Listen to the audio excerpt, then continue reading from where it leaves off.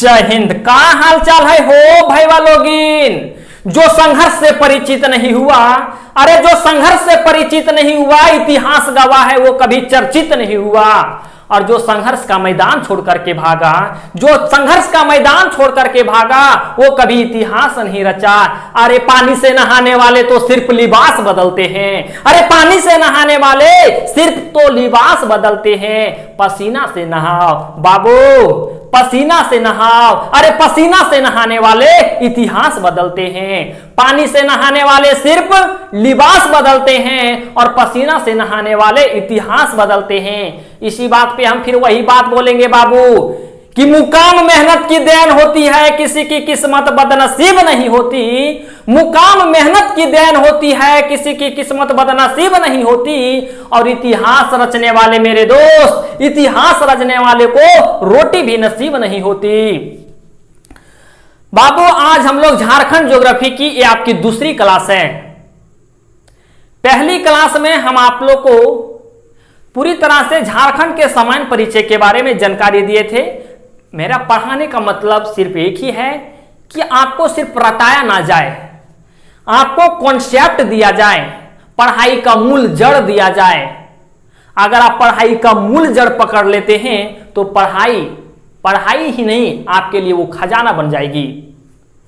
आज हम पढ़ाएंगे आप लोग को झारखंड की नदियां, लेकिन ध्यान दीजिएगा बाबू, हम सिर्फ आपको ये नहीं पढ़ाएंगे कि झारखंड की नदी कहां से निकलती है, इसका अपवाह क्षेत्र कहां है, इसकी दूरी, ये दूरी कितनी दूरी तय करती है, या तो इसका मुहाना है, हम ये कभी नहीं आपको बताएंगे। सिर्फ आपको हम ये रटाने वाले नहीं हैं कि बाबू दामोदर नदी लातेहार के टोरी क्षेत्र के चूल्हा पानी नामक क्षेत्र से निकलती है और ये हुगली नदी में जाकर के गिर जाती है। ये टोटल दूरी 524 किलोमीटर दूरी तय करती है, जिसमें से 290 किलोमीटर दूरी झारखंड में तय करती है। बाबू इसका उपनाम देवनद है, इसे बंगाल का शौक भी कहा जाता है। बाबू ये सब सारी चीजें रटे और रटाने वाली बात हम आपको नहीं बताएंगे।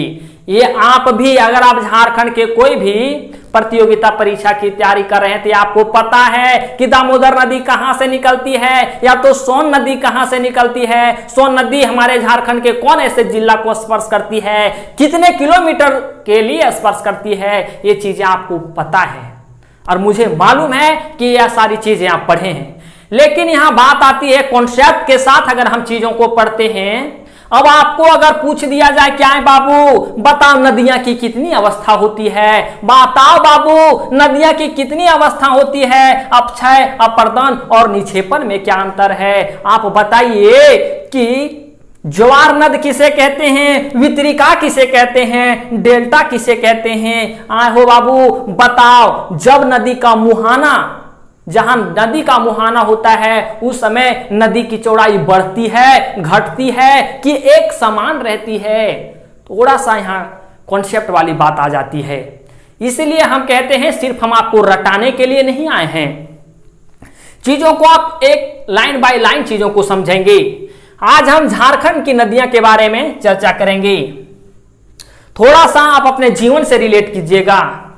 जिस प्रकार से मानव की 3 अवस्था होती है बाबू, आदमी बच्चा रहता है, फिर जवान होता है, उसके बाद बूढ़ा होता है। आदमी पहले बच्चा रहता है, फिर जवान होता है, उसके बाद बूढ़ा होता है। 3 अवस्था हुई, वो बच्चा था, फिर जवान हुआ, फिर वो बूढ़ा हुआ। 3 अवस्था।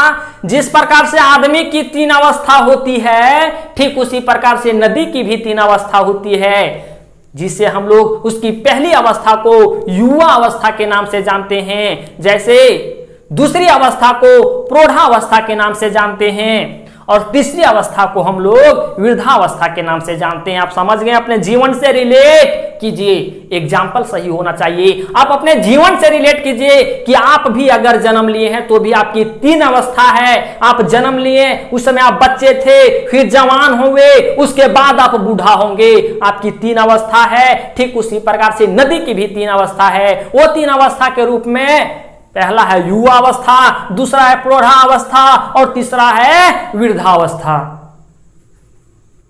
अब आप लोग समझेंगे कि युवा अवस्था क्या है। आप पहले इस चीज को समझिए कि आदमी की 3 अवस्था है और आदमी की अधिक उम्र जो है वो जवानी में ही निकल जाती है। आजकल लड़का लोग 14-15 साल में जवान हो गया, 50 साल में बूढ़ा हुआ, तो अपनी जिंदगी की अधिकतर उम्र जवानी में निकलती है। ठीक उसी प्रकार से नदी की भी मान लीजिए जवानी प्रौढ़ा अवस्था में निकलती है। चीजों को आप पहले समझेंगे। युवा अवस्था किसे कहते हैं? बाबू अगर कोई नदिया यहां से निकल रहे हो, अगर कोई नदिया यहां से निकल रहा है, अब जहां से ये नदी निकलती है इसी को हम लोग कहते हैं बाबू युवा अवस्था। मान लिया जाए नदी अगर पहाड़ से ये निकल रही है और जब तक ये मैदानी क्षेत्र में नहीं पहुंच जाती है तब तक कौन अवस्था में ये रहेगी? युवा अवस्था में। और युवा अवस्था में बाबू खुनिया तनी रोहे तेज हो, रोहथी तनी बमकल, साला फाड़ देंगे चीड़ देंगे। तो नदियों वह रकम को है कि जब नदी युवा अवस्था में रहती है तो ये इसका रफ्तार काफी तेज रहता है। सामने अगर कोई पत्थर भी आता है तो वो पत्थर को वैल्यू नहीं देती है और वो पत्थर को तोड़ मरोड़ देती है। कौन अवस्था में? युवा अवस्था में। उसके बाद जब ये मैदानी क्षेत्र में आती है तब कौन अवस्था में होती है? प्रौढ़ा अवस्था में होती है। तो प्रौढ़ा अवस्था में जैसे आदमी का जब उम्र अधिक हो जाता है ना तो उसके अंदर एक समझ बन जाती है, उछलना थोड़ा कम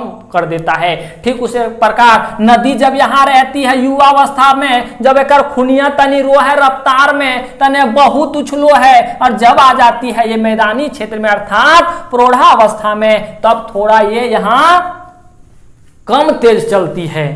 खुनिया थोड़ा सा सूख जा है, थोड़ी सी समझ आ जाती है। उसके बाद जब ये मुहाना पे पहुंचती है बाबू, जब ये अपनी उम्र की अंतिम सीमा पे पहुंचती है तो वैसी अवस्था को हम लोग कहते हैं वृद्धा अवस्था। वैसी अवस्था को हम लोग कहते हैं वृद्धा अवस्था। और ये नदी यहाँ पूरी तरह से शांत हो जाती है। जैसे आप बूढ़े में शांत हो जाएंगे, आपका खून उस समय ठंडा हो जाएगा, गर्म नहीं होगा। तो यहाँ भी नदी बाबू, नदी बहुत तेज रहती है, सबसे अधिक तेज युवा अवस्था में। उसके बाद प्रौढ़ावस्था में थोड़ा सा कम रहती है, उसके बाद वृद्धावस्था में बहुत कम रहती है।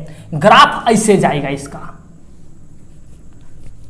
यहां से अगर क्वेश्चन पूछेगा कि आए हो बाबू बताओ तो कोई भी नदी सबसे अधिक शक्तिशाली कहां होती है? तो युवा अवस्था में होती है बाबू। अगर कोई भी नदी जितनी ऊंचाई से गिर रही है, जितनी ऊंचाई से वो गिरेगी उतना ही वो नदी शक्तिशाली होगी, उतना ही वो नदी शक्तिशाली होगी। अब आपको ये चीजें समझ आ गई, युवा अवस्था क्या है, प्रौढ़ावस्था क्या है, वृद्धावस्था क्या है। आप थोड़ा इस चीज को समझिए। यपर अपक्षय किसे कहते हैं? एग्जाम्पल समझा रहे हैं आपको, रुकिए।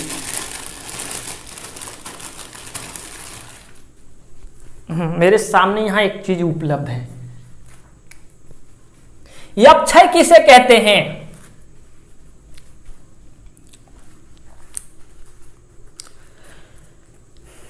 ये टोस्ट है, इस पे बाबू अगर ऊपर से पत्थर गिरा दिया जाए ये टूट गया,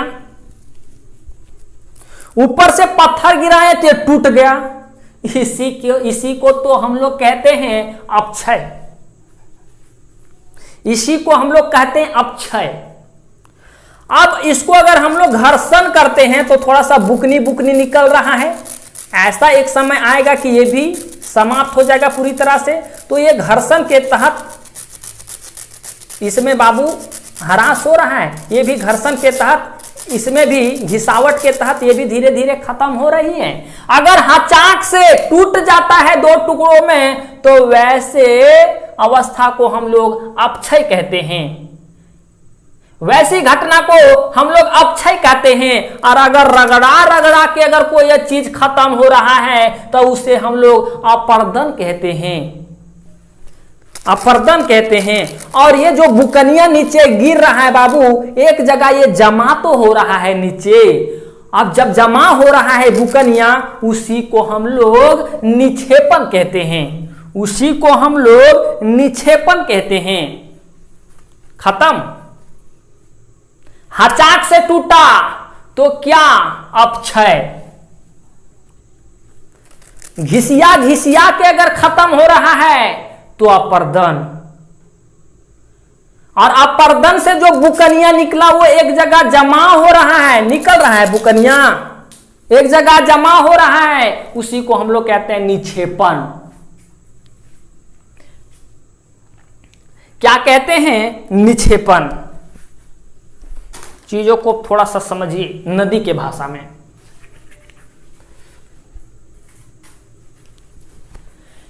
नदियां पहाड़ पर से निकल रही है बाबू, और पहाड़ पर से निकल रही है, और हम आपको क्या बताएं कि जखन है जब पहाड़ पर से नदी निकलती है तो खुनिया उस समय इसका तेज रहता है, अपने साथ ये कुछू ईटा हो पत्थर हो कुछू को अपने साथ लेकर के ये मैदानी क्षेत्र में छोड़ देती है।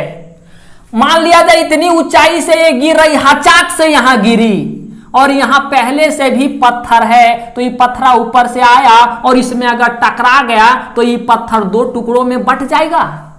जब दो टुकड़ों में बट गया तो वैसी घटना को हम लोग क्या कहते हैं कि अपक्षय हुआ। खड़े खड़े टूट जाना अपक्षय। अब ये बाबू दो टुकड़े में तीन टुकड़ों में अगर टूट गया, उसके बाद क्या हुआ? मैदानी क्षेत्र में आ गया। यहां नदी की जो पानी की रफ्तार है वो थोड़ी सी धीमी है, वो क्या करेगी? थोड़ा लुढ़काते लुढ़काते लुढ़काते लुढ़काते, अगर ये पहले 4 हिस्सा में बटी थी तो इसे अब ये 100 हिस्सा में बांट देगी, लुढ़कते लुढ़काते लुढ़काते। कोई बड़ा पत्थर से टकरा देगी, कोई छोटा पत्थर से टकरा देगी, फिर धीरे धीरे घर्षण होगा तो कई टुकड़ों में फिर ये बट जाएगी। अब कई टुकड़ों में धीरे धीरे बट जाएगी। अब यही घिस घिस करके अगर टुकड़ों में बट रही है तो उसी को हम लोग कहते हैं अपर्दन। अब लास्ट में क्या होता है? छोटा छोटा सा टुकड़ा बच जाता है, और जब नदी कोई महासागर से मिलने वाली होती है तो ये सारे टुकड़े को ये बगल बगल में छोड़ देती है। अब छोड़ना इसका भी मजबूरी हो जाता है बाबू, क्योंकि इन लोग कोई भी नदी की मोक्ष की प्राप्ति तभी होती है जब वो कोई समुद्र में मिल जाए। कोई भी नदी की सफलता की प्राप्ति तभी होती है जब वो समुद्र में मिल जाए। तब ये यहां तक आते आते नदिया की पनिया थोड़ी सी बहुत धीमी हो जाती है। अब ये नदी की पानी अपने समुद्र में मिले कि अपने साथ में इतना सारा पत्थर को, इससे हम लोग बोलते हैं ज्योग्राफी के भाषा में अवसाद को लेकर के आई है, उसको समुद्र में धक ले कि अपने धक लाए। तो पहले अपना आदमी देखेगा, अपना काम जनता भाड़ में जाए, अपना काम बनता भाड़ में जाए जनता। तो क्या करती है? ये पनिया समुद्र में जाकर के गिर जाती है, और ये बगल बगल में इनके द्वारा जो लाए गए पत्थर होते हैं, मिट्टी होते हैं, वो बगल में रह जाते हैं, बगल में रह जाते हैं। इसी को हम लोग ज्योग्राफी के भाषा में प्राकृतिक तटबंध कहते हैं। इसी को हम लोग प्राकृतिक तटबंध कहते हैं।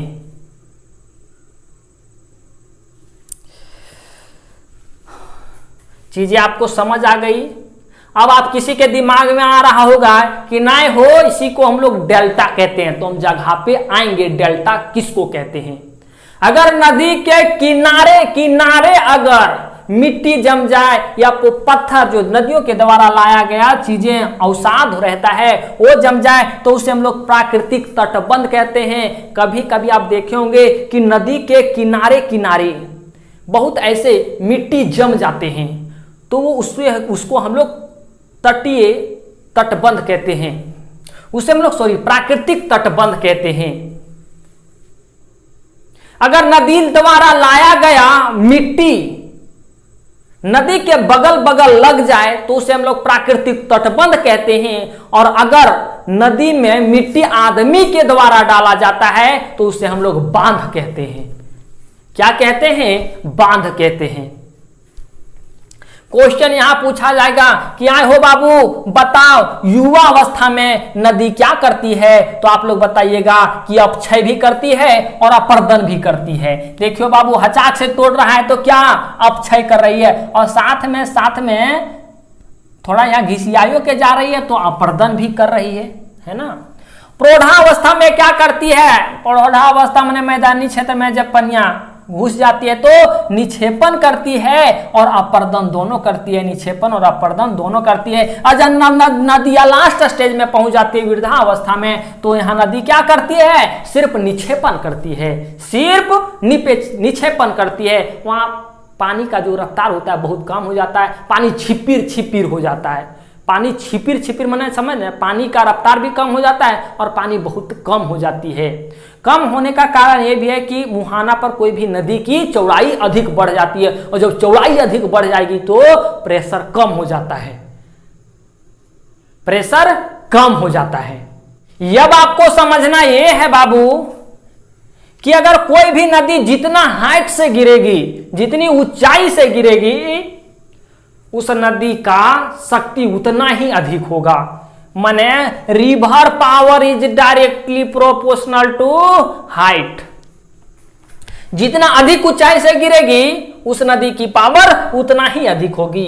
बाबू ऊबड़ खाबड़ का निर्माण, माने जमीन पे ऊबड़ खाबड़ का निर्माण नदी के द्वारा भी होती है। नदी में जब बाढ़ आ जाती है तो एक एक जगहिया को खोलखोला देती है। खोलखोला मैंने समझ रहे हैं, एक ही जगह को बहुत अधिक काट देती, कभी कभी गाछ वगैरह को उल्टा देती है।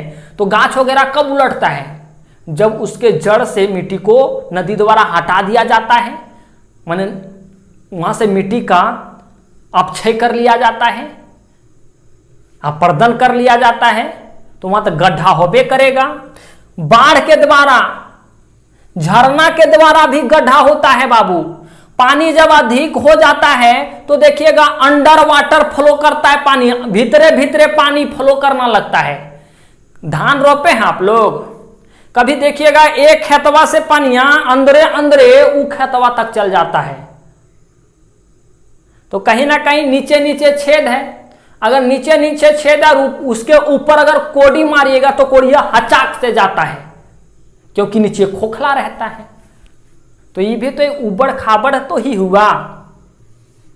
हवा के द्वारा जो बाबू ढेर आंधी तूफान आ जाता है तो कहीं कहीं देखिएगा कि कहीं की बालू उठा करके वही आंधी कहीं दूसरे जगह साज देती है, तो कहीं नीचे कर दी तो कहीं ऊपर कर दी। तो यही हवा के कारण भी होता है, नदी के कारण भी होता है, पानी के कारण भी होता है। जब नदी पहाड़ी इलाका में ये शेप में चले तो इस आकार को हम लोग छिपरिका कहते हैं। अगर मैदानी भाग में इस प्रकार से अगर कोई नदी चले, का नदियां सोझे चलती है, नदियां सोझे सोझे नहीं चलती है बाबू, वो टेढ़ा मेढ़ा चलती है, और इसका जो रास्ता होता है हमेशा बदलते रहता है। कभी आपके बाबा, आपके दादाजी कहे होंगे कि रे ये नदी पहले इधर से बहती थी, अब थोड़ा उधर से बहने लगी है। तो हमेशा समय के साथ नदी अपने रास्ता का परिवर्तन करते रहती है, और अगर नदी ऐसा आकार में चलती है तो उसी को हम लोग मीनांडर कहते हैं, उसी को हम लोग मीनांडर कहते हैं। कोई भी नदी जहां से पैदा होती है, जहां से निकलती है, उसको हम लोग उद्गम क्षेत्र कहते हैं।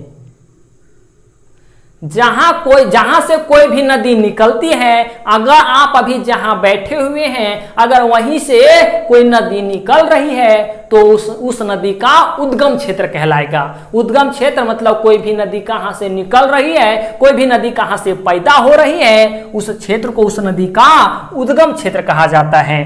कोई भी नदियां कहां से होकर के गुजर रही है उससे हम लोग अपवाह क्षेत्र कहते हैं। कोई नदी किधर किधर से हो करके गुजर रही है, कौन कौन जिला से हो करके गुजर रही है, तो उससे हम लोग अपवाह क्षेत्र कहते हैं। कोई भी नदी का जो लास्ट पॉइंट होता है, मतलब समुद्र से मिलने से पहले, समुद्र में मिलने से पहले या अपने से बड़ी नदी में मिलने से पहले का एक उसका अंतिम छोर होता है, उसी को हम लोग मुहाना कहते हैं।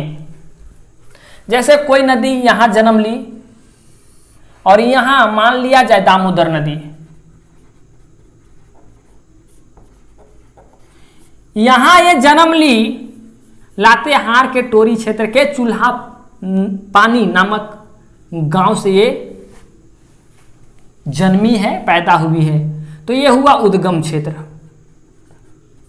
और ये कौन कौन ऐसे जिले को टच कर रही है, मान लिया बाबू लातेहार को, लोहरदगा को, रांची को, हजारीबाग को, बाबू बोकारो को, धनबाद को, ये सारे जिला को स्पर्श करते हुए जा रही थे। क्या हुआ, ये हुआ अपवाह क्षेत्र। ये नदियां जाकर के हुगली नदी में, बाकुंडा के पास हुगली नदी में जाकर के मिल जाती है, तो हुगली नदी में मिलने से पहले भी तो इसका अपना कोई अंतिम छोर रहा होगा, इसी को हम लोग मुहाना कहते हैं, इसी को हम लोग मुहाना कहते हैं। कोई भी नदी मान लिया जाए पहाड़ से निकल रही है और पहाड़ से निकलने के बाद हचाक से वो जमीन पे थोड़े ना आ जाएगी, कुछ देर उसका पानी हवा में भी रहेगा, और हवा में पानी रहता है, मान लीजिए हवा में ये पानी है, तो इसी को हम लोग झरना कहते हैं। लेकिन झरना एक उर्दू भाषा है, इसे हम लोग जलप्रपात कहते हैं, इंग्लिश वाला लोग इसे वाटरफॉल कहता है। अब ये नदियां यहां से इसका जो पानी हवा में है, अब एक जगह होगा जमीन पे भी ये गिरेगी, तो इस जगह को जहां ये जमीन पे गिर रही इस जगह को हम लोग अवनमन कुंड कहते हैं। अवनमन मने होता है बाबू गिरना, और कुंड मने गड्ढा।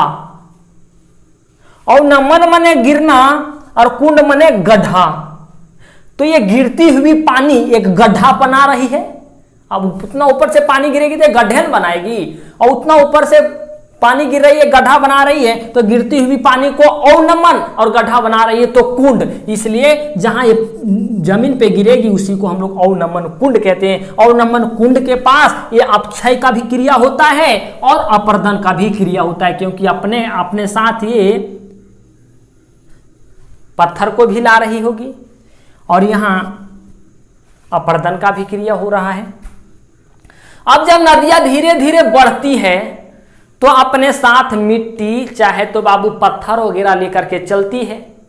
अब देखिएगा नदी के किनारे किनारे नया नया मिट्टी जमा हो जाती है, या तो कॉर्नरवा पे जहां गोलाई होता है वहां तनी मिट्टी ज्यादा जमा होती है, तो उस मिट्टी को हम लोग क्या कहेंगे, प्राकृतिक तटबंध कहेंगे। जैसे नदी इधर से प्रवाहित हो रही है, मान लिया जाए ये मिट्टी जमा हो गया बगल बगल में, धरहरवा समझ रहे हैं, धरहरवा के बगल में मिट्टी जमा हो जाती है, तो ये मिट्टी को हम लोग प्राकृतिक तटबंध कहेंगे। नदियां एक धारा में बह रही थी, एक ऐसा जगह भी आ जाएगा जब नदी की पानी की शक्ति थोड़ी सी कम हो जाएगी, ये मुहाना पे पहुंच जाएगा, तो इसकी एक धारा कई धारा में बटना स्टार्ट हो जाती है, कई धारा में ये बट जाती है। जब ये कई धारा में बट जाती है, जैसे मान लिया जाए एक धारा जा रही है, अब एक समय आता है कि ये कई धारा में बटना स्टार्ट हो जाती है, इसकी भी मजबूरी है कई धारा में बटने की।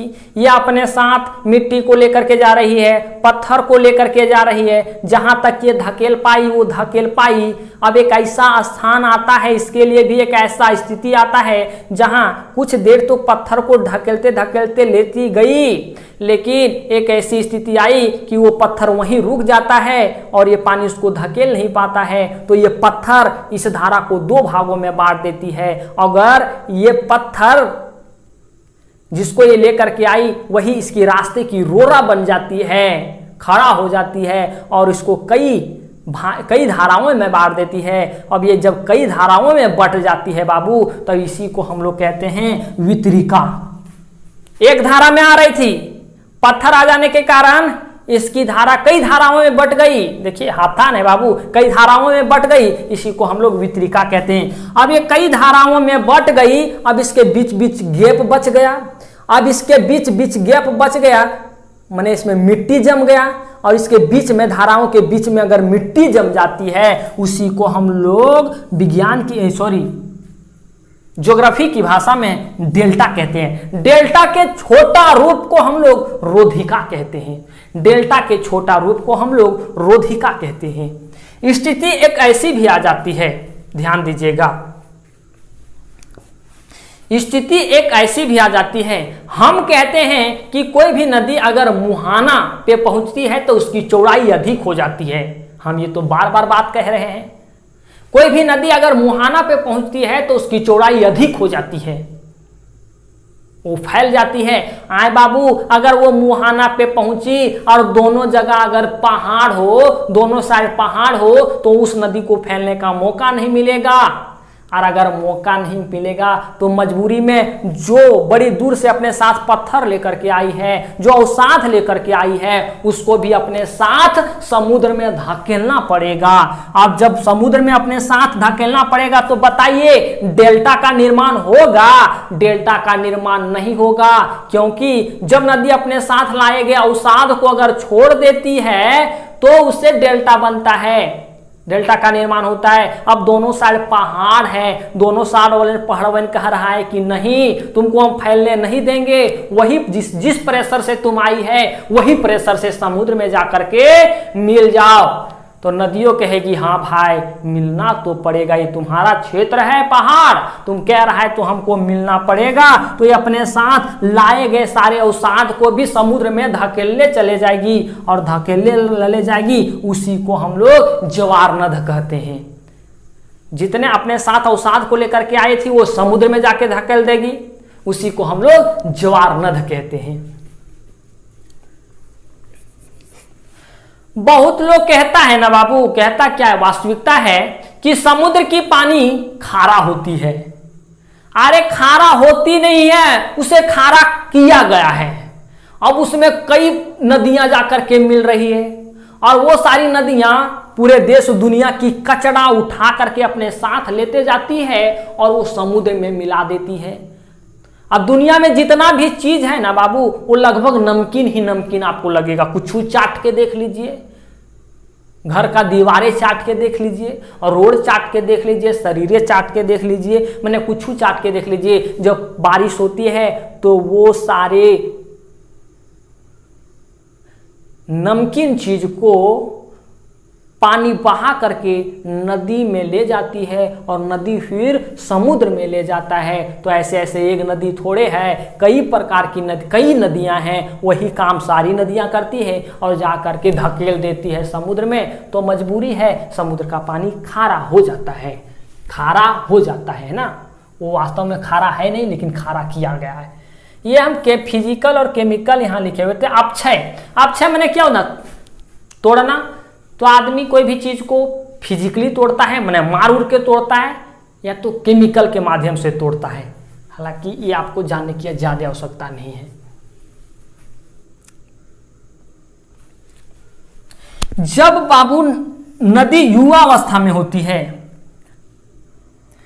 और पहाड़ में इस प्रकार से अगर वो शेप बना करके जाती है तो उसे को हम लोग छिपरिका कहते हैं, उसी को हम लोग छिपरिका कहते हैं। और कभी कभी ऐसा होता है कि नदी हमेशा शॉर्ट रास्ता को अपनाती है, तो जब ऐसे मारती है तो इसको थोड़ा सा खोखला खोखला करते जाती है, फिर जाएगी फिर जाएगी फिर जाएगी, ऐसे ऐसे हमेशा यहाँ मारते जाती है। और जब ये हमेशा यहाँ मारते जाती है तो भी प्रकार का शेप बना देती है, और जब भी प्रकार का शेप बना देती है उसी को हम लोग गार्ज कहते हैं। और जब भी प्रकार की शेप बनाई तो एक ऐसा समय आएगा कि शेप को मारते मारते आई भी बना देती है, तो आई शेप को कैनियन कहा जाता है। आई शेप को कैनियन माने हचाक से सीधा सीधा कर दे, पहले भी बनाएगी, जगह मिलने पे डायरेक्ट आई बनाएगी और आई बनाएगी, तो उसी को हम लोग कैनियन कहते हैं।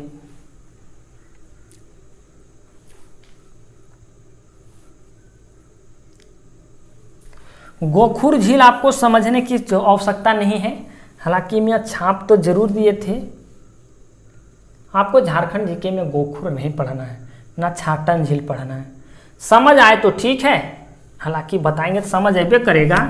यहाँ यही बोल रहा है बाबू कि अगर कोई भी नदी इधर से प्रवाहित हो रही है और इतना घूम करके इन्हें फिर यहीं आना पड़ रहा है, तो मैं भी आपको बताएं कि नदी हमेशा शॉर्ट रास्ता खोजती है। तो जब इधर से आ रही है, इधर से आते आते आते आते इधर से आ रही, तो यहाँ भी ये वार करती है, यहाँ भी ये वार करती है। एक समय ऐसा आता है कि इसको यहाँ एक काट देती है, इसको यहाँ एक काट देती है और यही डायरेक्ट मिल जाती है और फिर इतने कम दूरी तय करने लगती है और इस क्षेत्र को बिल्कुल पूरी तरह से अलग कर देती है। और जब पूरी तरह से ये अलग कर देती है तो यहाँ का पानी अब इधर से आता है और इधर से घूम करके चल जाता है। इस पानी से इसका कोई अब संबंध नहीं रह जाता है, क्योंकि ये जो पानी होती है वो अब अस्थिर हो जाती है, गतिशील नहीं होती। अब जो पहले एक बार यहाँ पानी आ गया था वो आ गया, अब यहीं रहेगा, क्योंकि ये इधर से जो पानी आ रही है इस पानी को आने की मौका नहीं दे रही है। तो कुल मिलाकर के इसी क्षेत्र को हम लोग गोखुर झील कहते हैं। गोखुर झील गाय के खुर के जैसा इसका शेप हो गया है बाबू, देखिए गाय के खुर के जैसा तो इसका शेप है, इसलिए गोखुर। या तो इसे छांट करके झील बनाया गया है, झील नहीं था, छांट करके नदी के द्वारा छांट दिया गया, अलग कर दिया गया, फिर इसे झील बना दिया गया। इसी को हम लोग छाटन झील कहते हैं। झील क्या होता है? झील में अस्थिर पानी होती है, गतिशील पानी से उसका कोई संबंध नहीं रहता है ना। वही झील का छोटा रूप तालाब है। तालाब को देखिए, अस्थिर रहती है, वहां पानी का बहते रहती है, नहीं बहती है। तो इसी को हम लोग गोखुर झील कहते हैं। उम्मीद है ये सारी चीजें आपको समझ आ गई होगी। अब आपको अगर झारखंड की नदी बताया जाए तो आपको कहेगा कायर बाबू बता उद्गम क्षेत्र कहाँ है, माने नदी कहाँ से निकलती है, मुहाना किसे कहते हैं, आपको अब पता चल गया। अपक्षय किसे कहते हैं, अपर्दन किसे कहते हैं, निक्षेपण किसे कहते हैं, युवा अवस्था क्या है, प्रौढ़ावस्था क्या है। वृद्धावस्था में सबसे ज्यादा निक्षेपण होता है, प्रौढ़ावस्था में निक्षेपण और अपर्दन दोनों होता है। सबसे अधिक दूरी जो है प्रौढ़ावस्था में कोई भी नदी तय करती है, युवा अवस्था में अपक्षय होता है, अपर्दन होता है। ये सारी चीजें आप तो बता देंगे ना बाबू, बता देंगे ना। अब आपको कोई पूछेगा कि अरे बाबू बताओ सोन नदी के उद्गम क्षेत्र कहाँ है, तो कहा बे कि मध्य प्रदेश के अमरकंटक पहाड़ के अनूपपुर जिला से वो निकलती है। अगर 6 जगह पूछे, जिला पूछे तो अनूपपुर जिला है ना।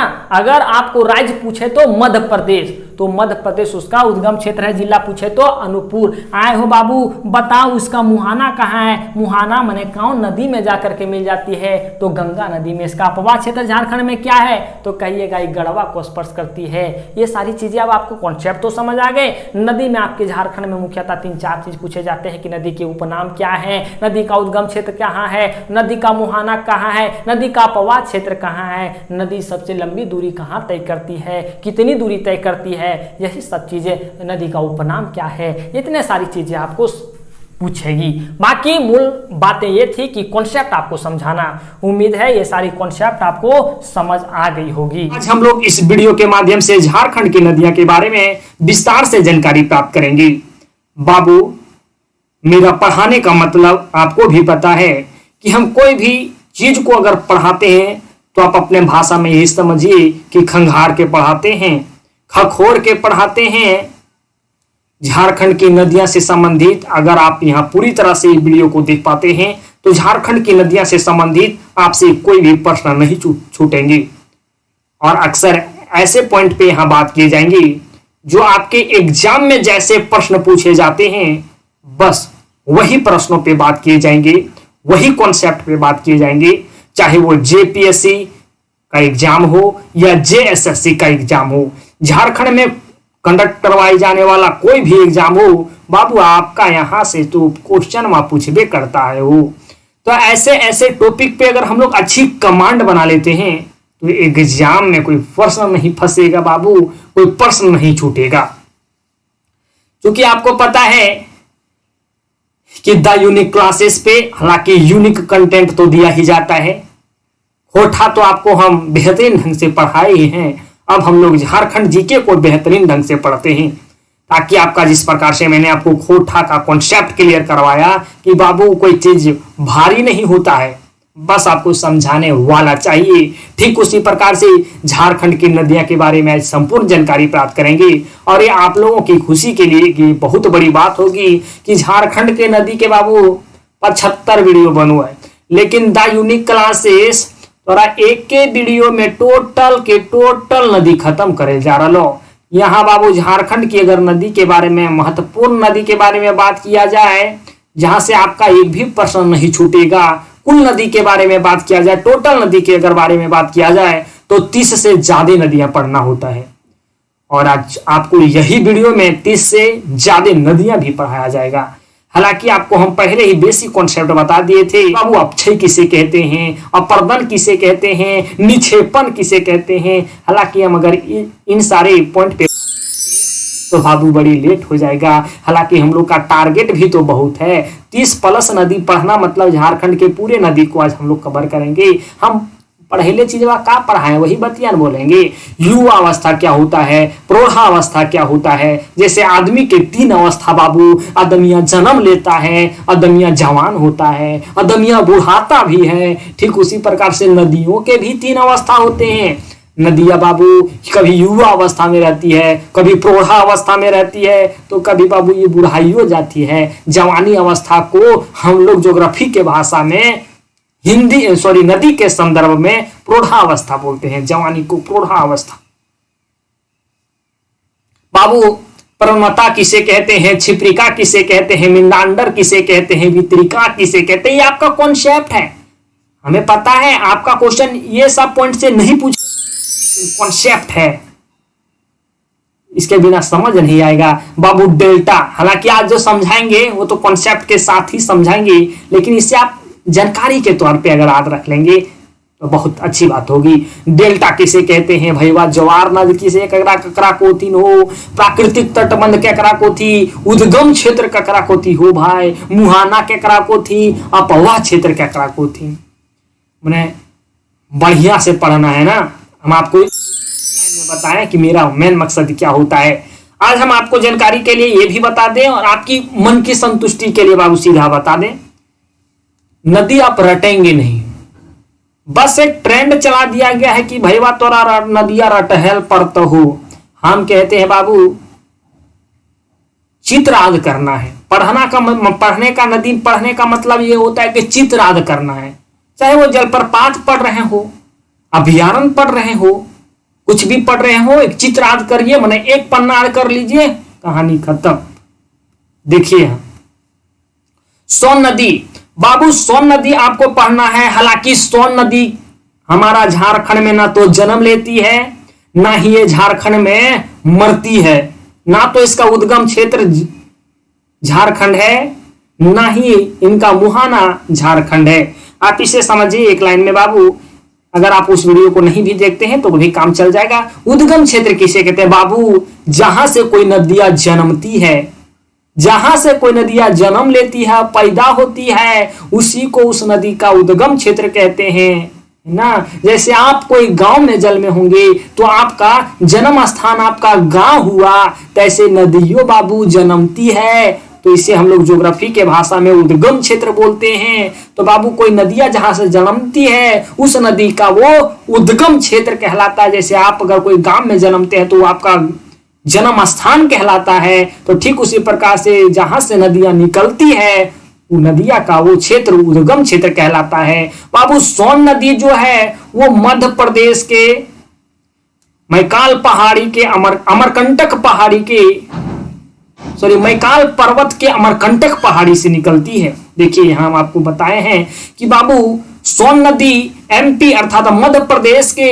अनूपपुर जिला के अमरकंटक पहाड़ी से निकलती है, मैकाल के अमरकंटक पहाड़ी से निकलती है। और अपवाह क्षेत्र किसे कहते हैं बाबू, मान लिया जाए कोई नदियां यहां से निकला हो, अगर ये नदियां यहां से निकला तो नदी का रास्ता सीधा थोड़े ना होता है। मान लिया जाए इधर इधर इधर इधर घूम रही है नदियां और इधर इधर जाकर के अपने से बड़ी नदी में जाकर के यहाँ मिल रही है, तो यहां से ये नदियां बहना स्टार्ट की, यहाँ ये जन्म ली और इसका यहाँ मृत्यु हुआ।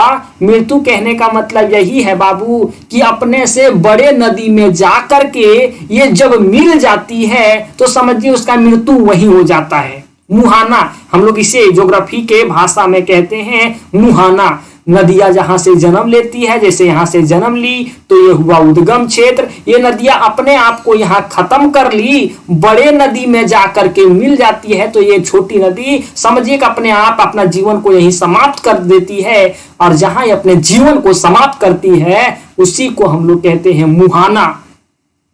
ज्योग्राफी के भाषा में नदी के संदर्भ में मरना को मुहाना कहते हैं। चीजें समझ आई। अब बाबू ये नदियां यहाँ से जन्मी, इधर इधर इधर इधर से प्रवाहित होकर के मैंने घूम घूम के जा रही है, तो इसका भी ज्योग्राफी में एक भाषा होता है, इसी को हम लोग कहते हैं अपवाह क्षेत्र। अपवाह क्षेत्र कहेगा यही बाबू कि बताओ हो भाई, बात तो बता दलें कि उद्गम क्षेत्र अर्थात ये जो नदी निकलती है वो अनूपपुर जिला अर्थात एमपी से निकलती है, और ये जा करके मिलती है बाबू दानापुर के पास पटना के समीप। इसके बीच में ये जो दूरी तय करती है, इस क्षेत्र को दूरी क्षेत्र जो दूरी तय किया गया होता है सोन नदी के द्वारा, इस क्षेत्र को हम लोग ज्योग्राफी के भाषा में कहते हैं अपवाह क्षेत्र। बाबू यहां से निकला, कितना जिला ही लांघी होगी, कितना जिला को स्पर्श की होगी, उसके बाद में पटना पहुंची होगी गंगा से मिलने के लिए। तो कितना किलोमीटर दूरी तय की, हम आपको थोड़ा सा जानकारी के लिए बता देते हैं कि ये 780 किलोमीटर दूरी तय करके गंगा में जाकर के पटना के समीप दानापुर में मिलती है। अब ये 780 किलोमीटर कम थोड़े है भैया। अब सब 780 किलोमीटर दूरी तय करती है तो कितना जिला को लांघी होगी, उसी को हम लोग अपवाह क्षेत्र कहते हैं। सहायक नदी, ये चीजें हम आपको इसलिए बता रहे हैं कि सारे नदियां में ये कॉन्सेप्ट लगेगा। सहायक नदी बाबू मान लिया जाए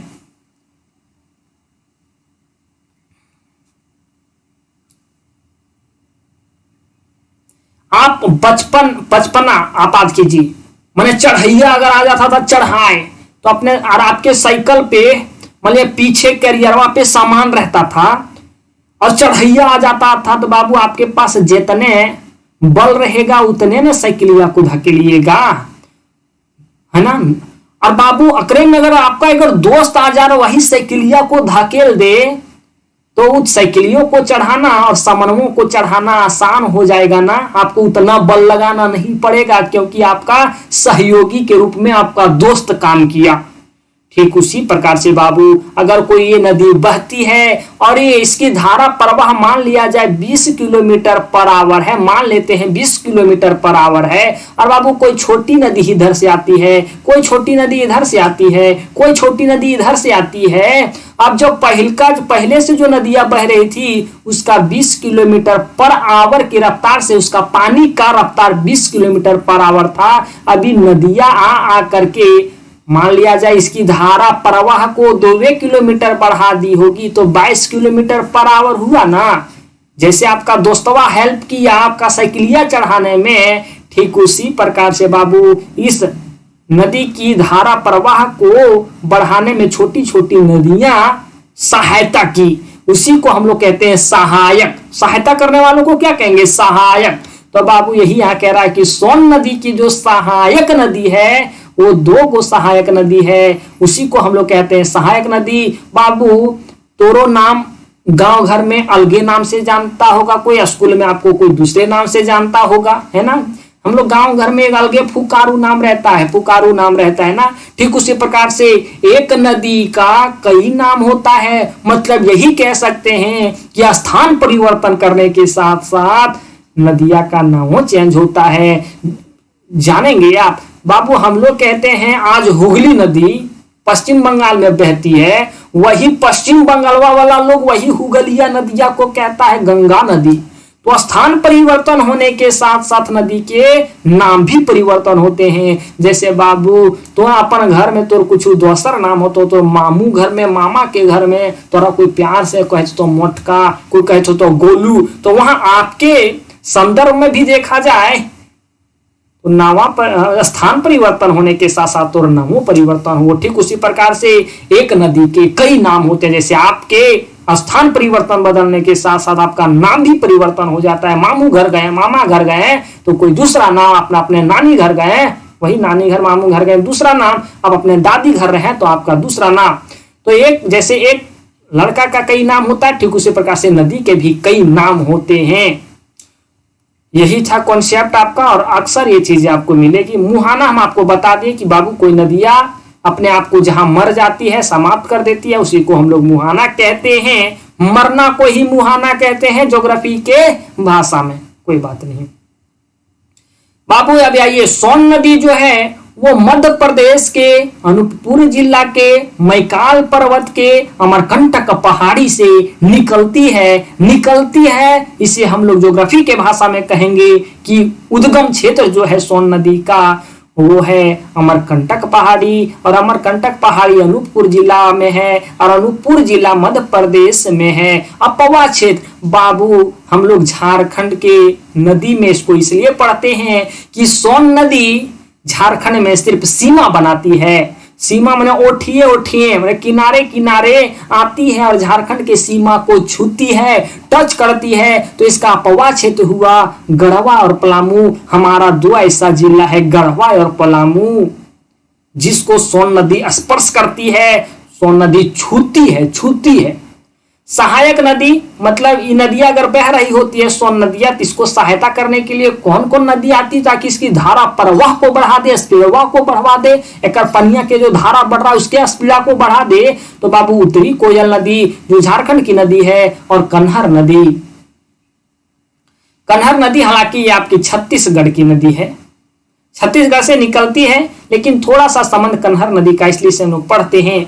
इनका दो नाम है। सोन नदी को दो नामों से जाना जाता है, पहला हिरण्यवाहा और दूसरा सोनभद्रा के नाम से जाना जाता है। इसका मुहाना मतलब ये नदियां अपने आप को कौन नदी में जाकर के मिला लेती है बाबू। अगर छोटी नदी बड़ी नदी में जाकर के मिल जाती है तो यहां से बड़की नदियां के नाम से उस नदी बहती है ना, बड़की नदियां। तो समझिए कि आप जो बड़की नदियां उसी के नाम से आगे नदियां बहती है, तो इसका नामा निशान यही खत्म हो जाता है ना। मान लिया जाए इधर से एक्स नदी आ रही है, इधर से वाई नदी आ रही है ना, और ये वाई नदी अगर बड़ा है तो यहाँ से जो नाम चलेगा वो वाई नदी का नाम चलेगा। तो एक्स तो यह अपने आप को समाप्त कर ली, इसका नामे निशान यहाँ मिट गया।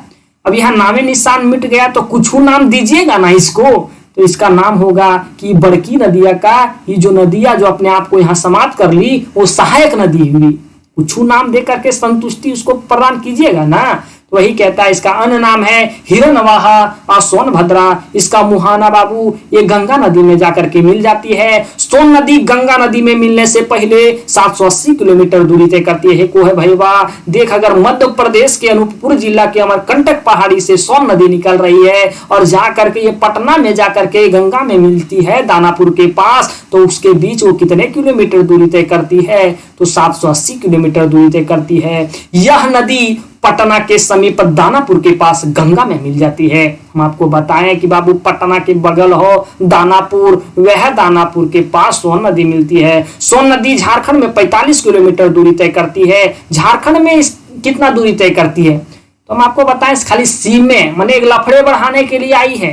45 किलोमीटर दूरी तय करती है सिर्फ झारखंड में, जिसके कारण हमें पढ़ना भी पड़ता है। झारखंड में इसका संबंध सिर्फ सीमा के रूप में है। वही कहें झारखंड में सिर्फ ये सीमे के रूप में है, मतलब खाली टचे करती। देखिए मैप से आप देखिएगा चीजों को, ध्यान दीजिएगा बाबू। हम आपको क्या पढ़ा रहे थे, सोन नदी। सोन नदी यहाँ है, ऐप में आपको ये मैप भी दे दिया जाएगा। सोन नदी बाबू इधर से जा रही है। ये यहाँ क्या लिखा है कि अनूपपुर जिला मध्य प्रदेश से निकलती है, मैकाल के अमरकंटक पहाड़ी से। ये बाबूजी लाइनवा है ना, लाइनवा नहीं है, ये आपका नदिया है। नदियां ऐसे ऐसे जा रही है और ये सोनभद्र जो है उत्तर प्रदेश का सोनभद्र जिला है, उधर से ही ये प्रवेश करती है। और ये गढ़वा हमारा झारखंड का ये पूरा मैप है, तो ये गढ़वा को और पलामू को टच करती है बाबू सिर्फ 45 किलोमीटर के लिए। और इधर से फिर बिहार हो जाती है और बिहार जहानाबाद तरफ से होते हुए ये जाकर के पटना में, यहाँ पटना के समीप, पटना के बगल दानापुर के पास मिल जाती है। किसमें, तो ये है गंगा नदी, इधर से आ रही होती है गंगा नदी और गंगा नदी में जाकर के मिल जाती है, गंगा नदी में मिल जाती है। हम आपको क्या बताएं, जो नदियां यहाँ से जहां से निकलेगी वो उद्गम क्षेत्र ये हुआ, ये अपने आप को समाप्त कर ली, खत्म कर ली। क्या कि अब ये जो सोन नदी से बड़ी नदी हो जाती है गंगा नदी। अब गंगा नदी अगर बड़ी हो जाती है तो सोन नदिया गंगा नदिया में जाकर के मिल गई, तो बड़के नदिया के नाम से ना आगे नदिया चलेगी, तो इसका नाम तो यह खत्म ना हो गया बाबू, सिर्फ यह सहायक नदी के रूप में न रह गई। तो अब यहाँ ये अपने आप को समाप्त कर ली, इसका मतलब तो इसका मुहाना यही हो गया। चीजें समझ आ गया। अब कह रहा था आपको, थोड़ा सा ध्यान दीजिएगा भाई वाह, यही आपको ये कह रहा था कि सोन नदिया के 2 गो सहायक नदी भी है, तो आपको घबराना का नहीं जरूरत है। यहां देखिए, यहां इन नदिया को पकड़िए, ये नदियां इधर से जा रही थी ना, इसका सहायक नदी में एक ये टच हो रही है, ये टच हो रही है। देखिए ये नदी इधर इधर इधर से आ रही है,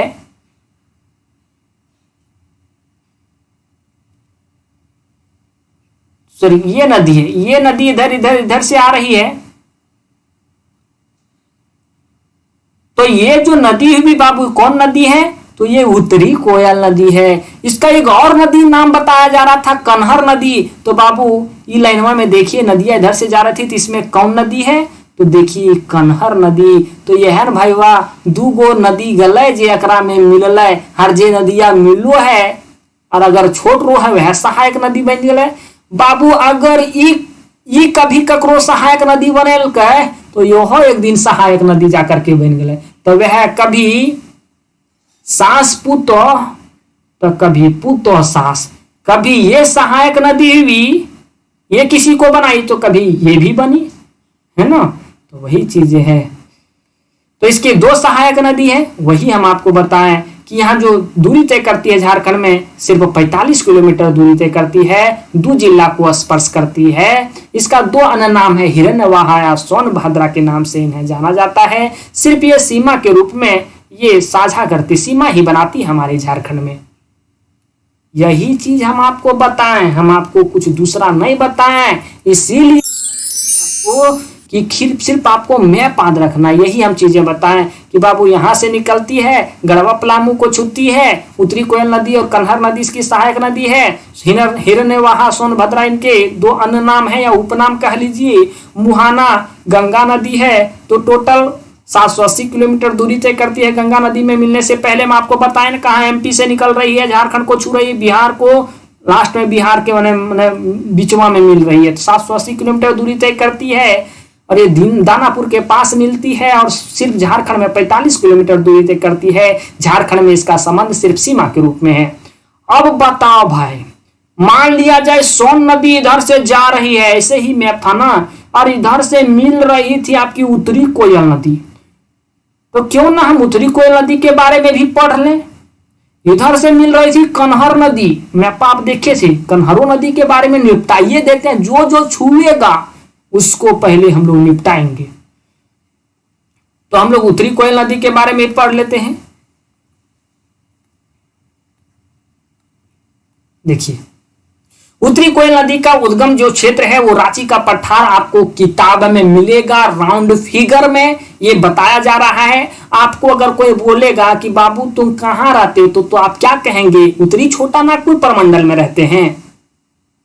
बोलेगा बाबू बताओ कि जिलवा कौन सा है, तो वह रकम है बाबू कि कोई पूछेगा तो नहीं कह दीजिएगा कि उत्तरी छोटा नागपुर पठार में रहते हैं। तो उसी प्रकार से यहाँ लिख दिया रांची का पठार, रांची के पठार के अंतर्गत ढेरी जिला आता है, कौन जिलवा, तो आपको एग्जैक्ट बताना है गुमला जिला। तब हम नहीं मिलेगा इस सब तोरा।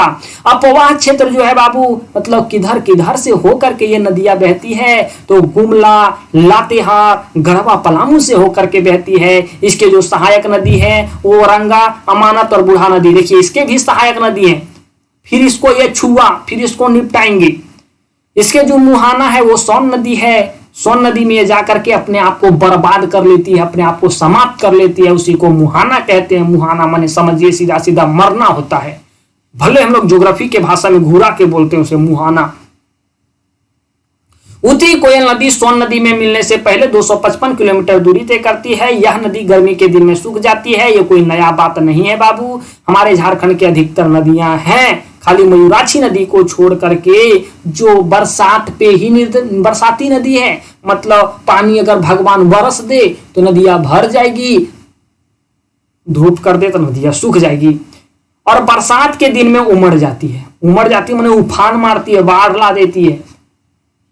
देखिएगा यहां हम आपको बताएं कि बाबू औरंगा, अमानत और बूढ़ा नदी इसके सहायक नदी हैं।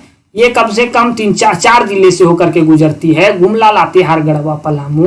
तो आपको ये क्या याद रखना है, नहीं रखना है। देखिए उत्तरी कोयल नदी ये है। उत्तरी कोयल नदी देखिए गुमला जिला है, तो क्या पता है गुमला से निकल रही नदी, लातेहार में प्रवेश कर रही नदी, तो लातेहार भी हुआ इसका अपवाह क्षेत्र। कौन को कहने कहने से नदियां गुजर रही वही अपवाह क्षेत्र होता है। गढ़वा को गई और पलामू को टच की, अपवाह क्षेत्र यही क्लियर हो गया। अब कह रहा है कि बाबू बताओ कि इसका जो है सहायक नदी कौन कौन सा है। तो देखिए एकरा छूले के है। देखिए यहां एगो छूले है बाबू नदी, देखिए ये नदी, तो ये हुआ बूढ़ा नदी। ये वो यहां नदी जाकर के छूले है बाबू, ये हम लोग इसी को पकड़ के लेके चलते हैं, तो ये है अमानत नदी। कौन नदी है, तो ये है अमानत नदी। तो अमानत नदी, बूढ़ा नदी देख पा रहे हैं, बूढ़ा नदी, और एक नदी यहां से आई है जो छूले है, ये है बाबू औरंगा नदी, जो है लोहरदगा के किसको प्रखंड से निकलती है। थोड़ा सा यहां ध्यान देने की जरूरत है।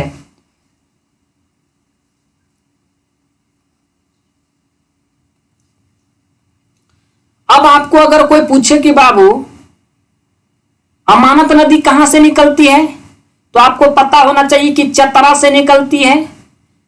कोई पूछेगा उद्गम क्षेत्र कहां है, तो चतरा है। मुहाना कहां है औरंगा नदी का, तो आप बोलिएगा कि मुहाना तो है उत्तरी कोयल नदी। खत्म, मेन पॉइंट आपको यही याद रखना है। कोई पूछेगा बाबू औरंगा नदी है कहां से निकलती है, तो लोहरदगा के किसको प्रखंड से निकलती है। बाबू इसका मुहाना कहां है, तो उत्तरी कोयल नदी। कोई पूछेगा बाबू बूढ़ा नदी कहां से निकलती है, तो ये कौन जिला के, लातेहार जिला। तो लातेहार जिला के महुआ डार प्रखंड से निकलती है और कहां मिलती है, तो उत्तरी कोयल नदी में। मतलब जो जो सहायक नदी बनी वही ना उसकी मुहाना होगी। तो वही चीजें हैं बाबू, आपको कॉन्सेप्ट याद रखना है। के छूले हैं, जो जो छुवी है वो मुहाना हो गई। अब देख लेना निकल कहां से रही है, मुहाना और उद्गम क्षेत्र। खत्म। यही तो आपके एग्जाम में अक्सर प्रश्न पूछे जाते हैं। हम आपको बताए ना, ऐसा क्लास नहीं बाबू, आपको चीजें समझ आनी चाहिए।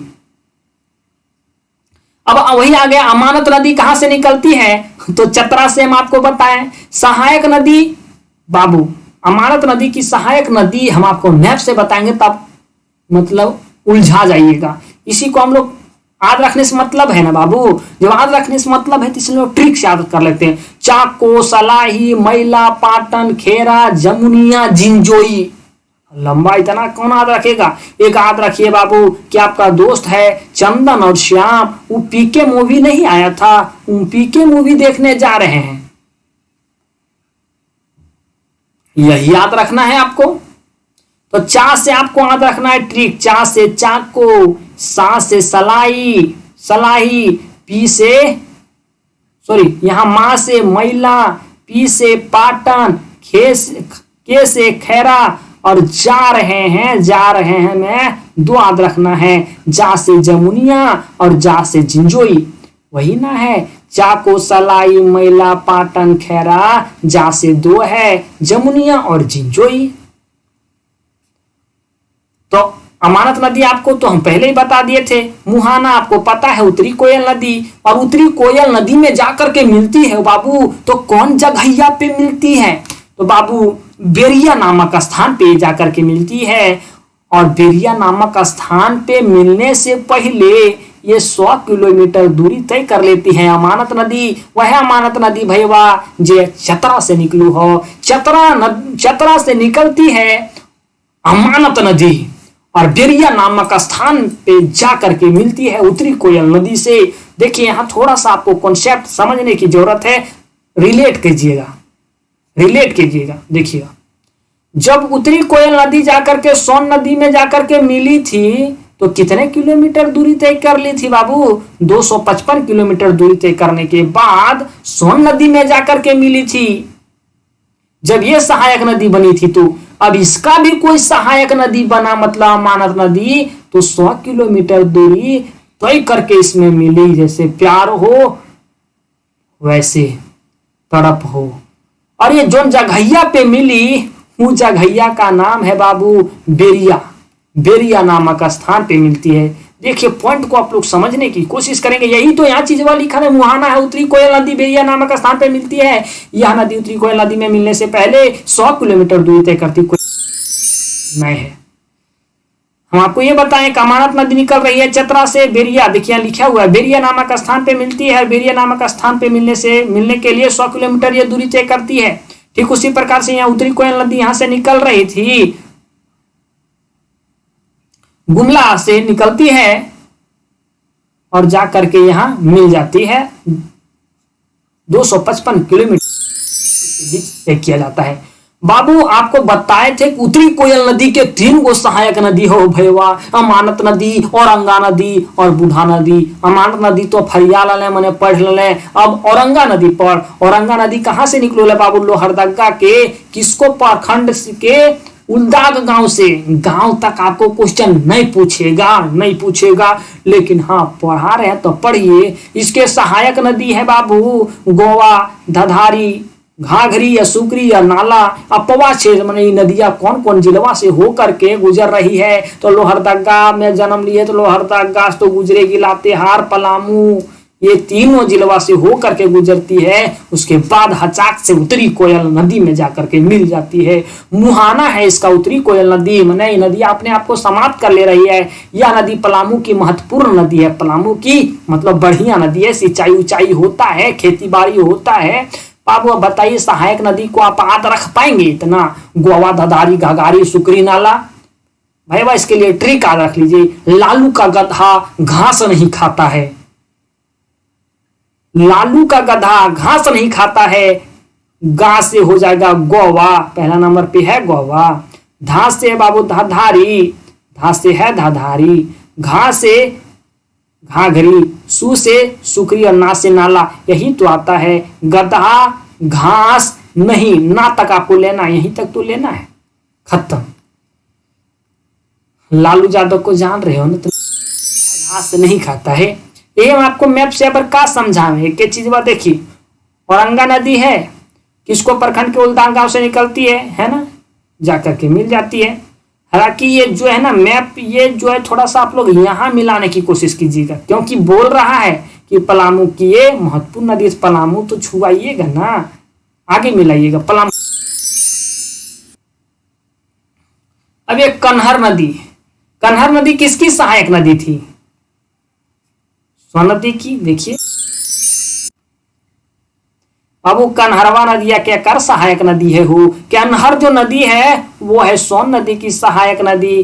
तो इसके बारे में आपको पढ़ना क्या है? कुछ नहीं पढ़ना है बाबू, आपको यही पढ़ना है कि कन्हर नदी जो है बाबू, यह हमारा झारखंड का सीमा समाप्त हो रहा है। इधर पड़ रहा है छत्तीसगढ़। छत्तीसगढ़ के सरगुजा नामक स्थान से ये निकलती है। छत्तीसगढ़ मैंने पूरे आपका राज्य से नहीं निकलती होगी नदियां, कोई जिलवा से निकलती होगी ना। सरगुजा नामक स्थान से निकलती है और ये जा करके बाबू झारखंड के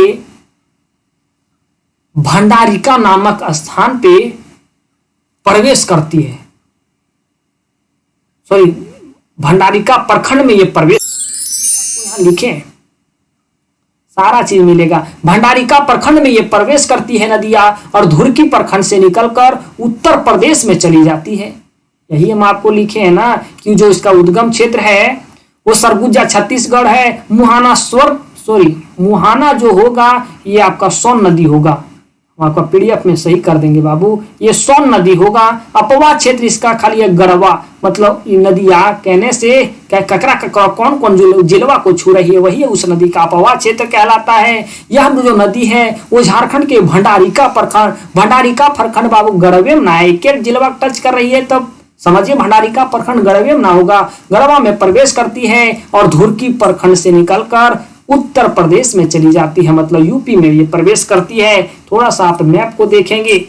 देखिए अगर आप मैप को समझते हैं तो अगर आपको थ्योरी कोई लिख के दे तो आपके अंदर रहेगा कि आप उसको गलत साबित कर सकते हैं।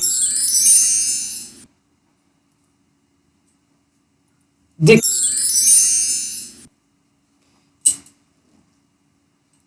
ये कन्हर नदी है। कन्हर नदी छत्तीसगढ़ के सरगुजा से निकलती है, सरगुजा से। अब ये प्रवेश जहां करती है उसी को गम्हरिया प्रखंड में प्रवेश करती है और भंडारिका से ये निकल जाती है। और निकलने के बाद क्या है कि ये यूपी में घुस जाती है। इधर उधर उत्तर प्रदेश है तो ये यूपी में घुस जाती है। उसके बाद उधर का बात तो खेला छोड़िए।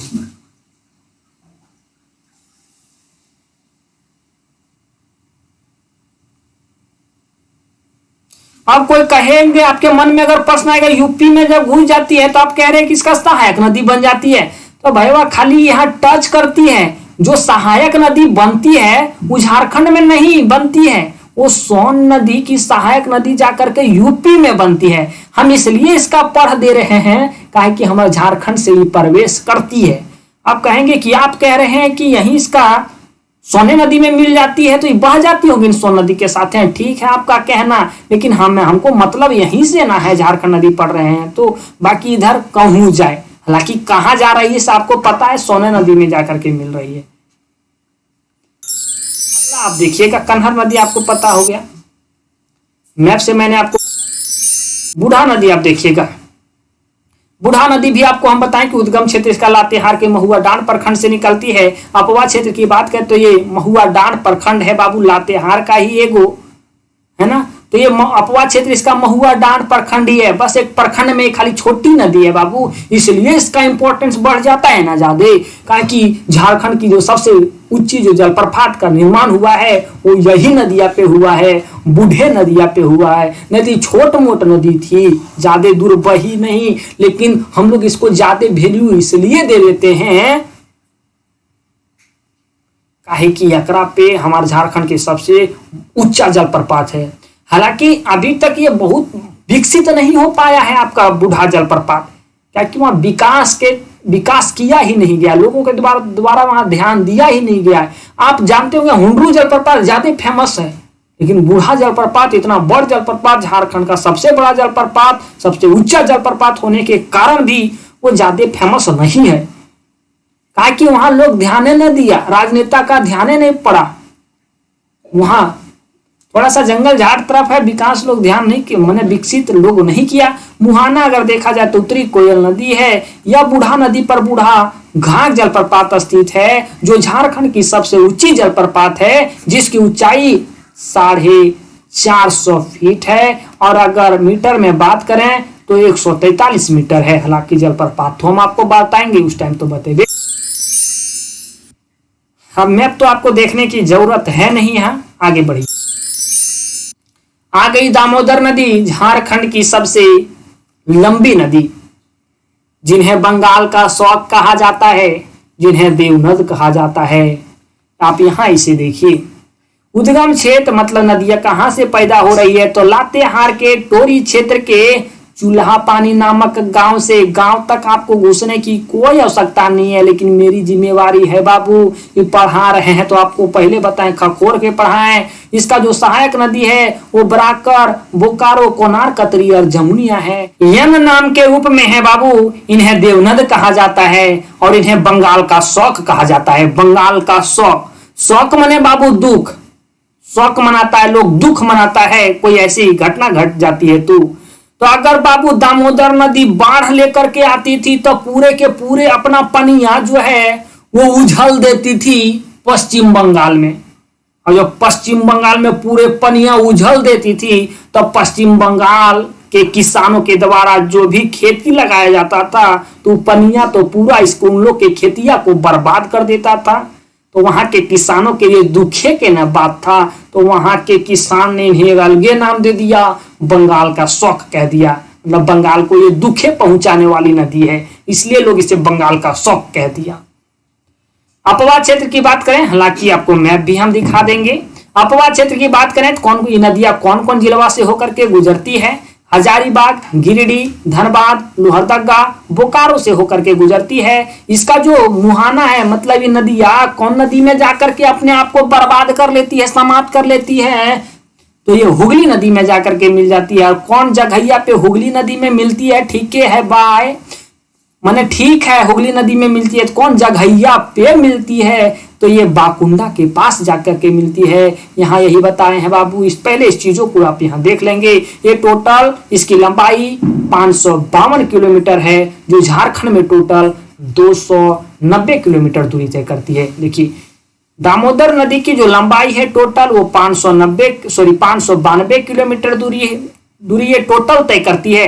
टोटल में से यही है कि झारखंड से ये जो नदी निकल रही लातेहार के टोरी क्षेत्र के चूल्हा पानी नामक गांव से, ये पूरे के पूरे कुछ दूरी तो पश्चिम बंगाल में ये दूरी तय करती है। तो पूरे लंबाई की बात करें तो 592 किलोमीटर, लेकिन अगर झारखंड की बात करें तो सिर्फ 290 किलोमीटर, काहे कि झारखंडों के पार होला के बादो ये बहती है। इसका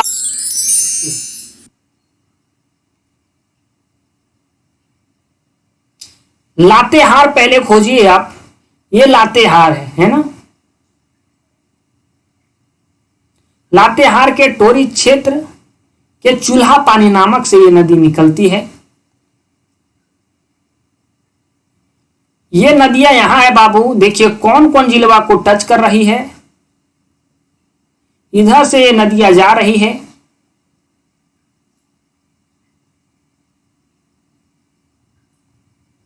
ये तो झारखंड का सीमा यहीं तक है। इसके बादो ये नदियां इधर से प्रवाहित होती है और पश्चिम बंगाल में जाकर के दूरी तय करती है और ये हुगली नदी में जाकर के मिल जाती है। नदियां जन्म ली यहां से, जाकर के नदियां अपने आप को बर्बाद यहाँ की। इसका मतलब यही हुआ कि उद्गम क्षेत्र ये है और मुहाना ये है। बाकी इसके बीच में जो भी दूरी ये तय की वो हुआ अपवाद क्षेत्र, और अपवाद क्षेत्र के अंतर्गत ये सारे जिले थे जो मैंने आपको बताया। अब इसमें आपको पूछेगा किसकी सहायक नदी कौन है, तो भाई आपको यहाँ देख लेना है कि नदियां में मिलल कौन कौन है। तो देखिए यहाँ से बोकारो नदी मिल रही है, ये नदियां भी आ रही है, कोनार नदी वो मिल रही है इसमें आकर के, जमुनिया नदी भी मिल रही है इसी में आके। देखिए ये कतरी नदी है, ये भी यहाँ आकर के मिल रही है। ये सारे नदियां इसमें आकर के मिल रहे हैं। तो इसी में से हम आपको बताएं कि इनके सहायक नदी जो हैं टोटल 5 सहायक नदी हैं। मैप के माध्यम से ही आप देख लीजिए।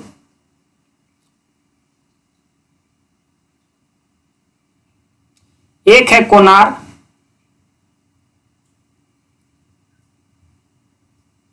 एक है आपका कतरी, देखिए मिल रही है।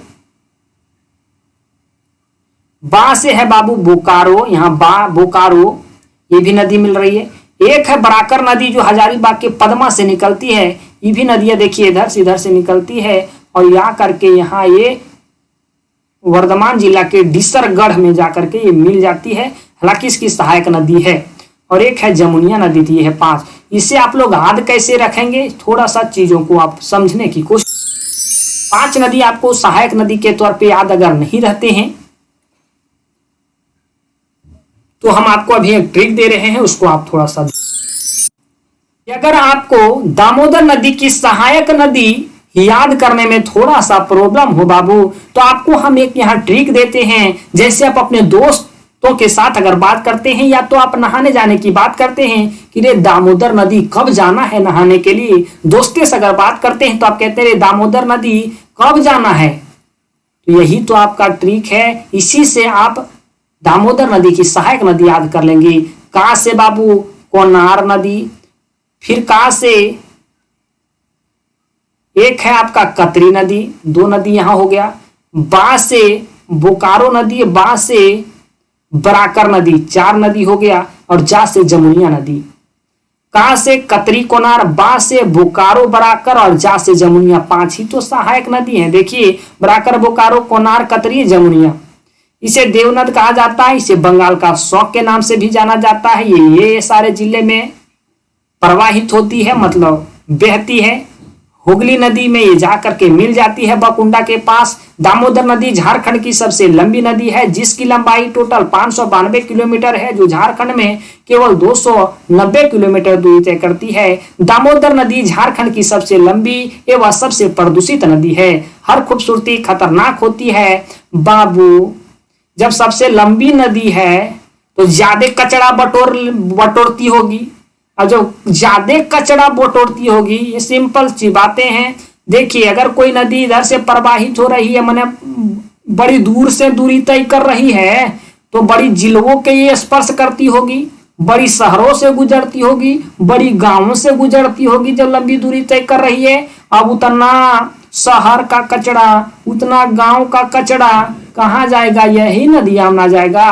अब जब यही नदियां उतना उतना कचरा जाएगा तो सबसे ज्यादा तो प्रदूषित तो होगी ही ना। अब कोई छोट नदी है, यहीं से निकल रही है, यहीं खत्म हो जा रही है, तो एक दो शहर या तो दो चार गांव को स्पर्श करती है तो कितना कचरा जाएगा? कम कचरा जाएगा। अब भी ज्यादा दूरी तय कर रही तो ज्यादा कचरा बटोरिएगी, तो सबसे ज्यादा प्रदूषित होगी ना। तो वही बात है, दामोदर नदी हुगली नदी के साथ मिलकर बंगाल की खाड़ी में गिर जाती है। हालांकि ये अलग बातें हैं, पहले ये मिलती है हुगली नदी में, अब ये हुगलिया नदिया को अपने सौंप देती है, उसके बाद हुगली नदी जाकर के बंगाल की खाड़ी में गिर जाती है।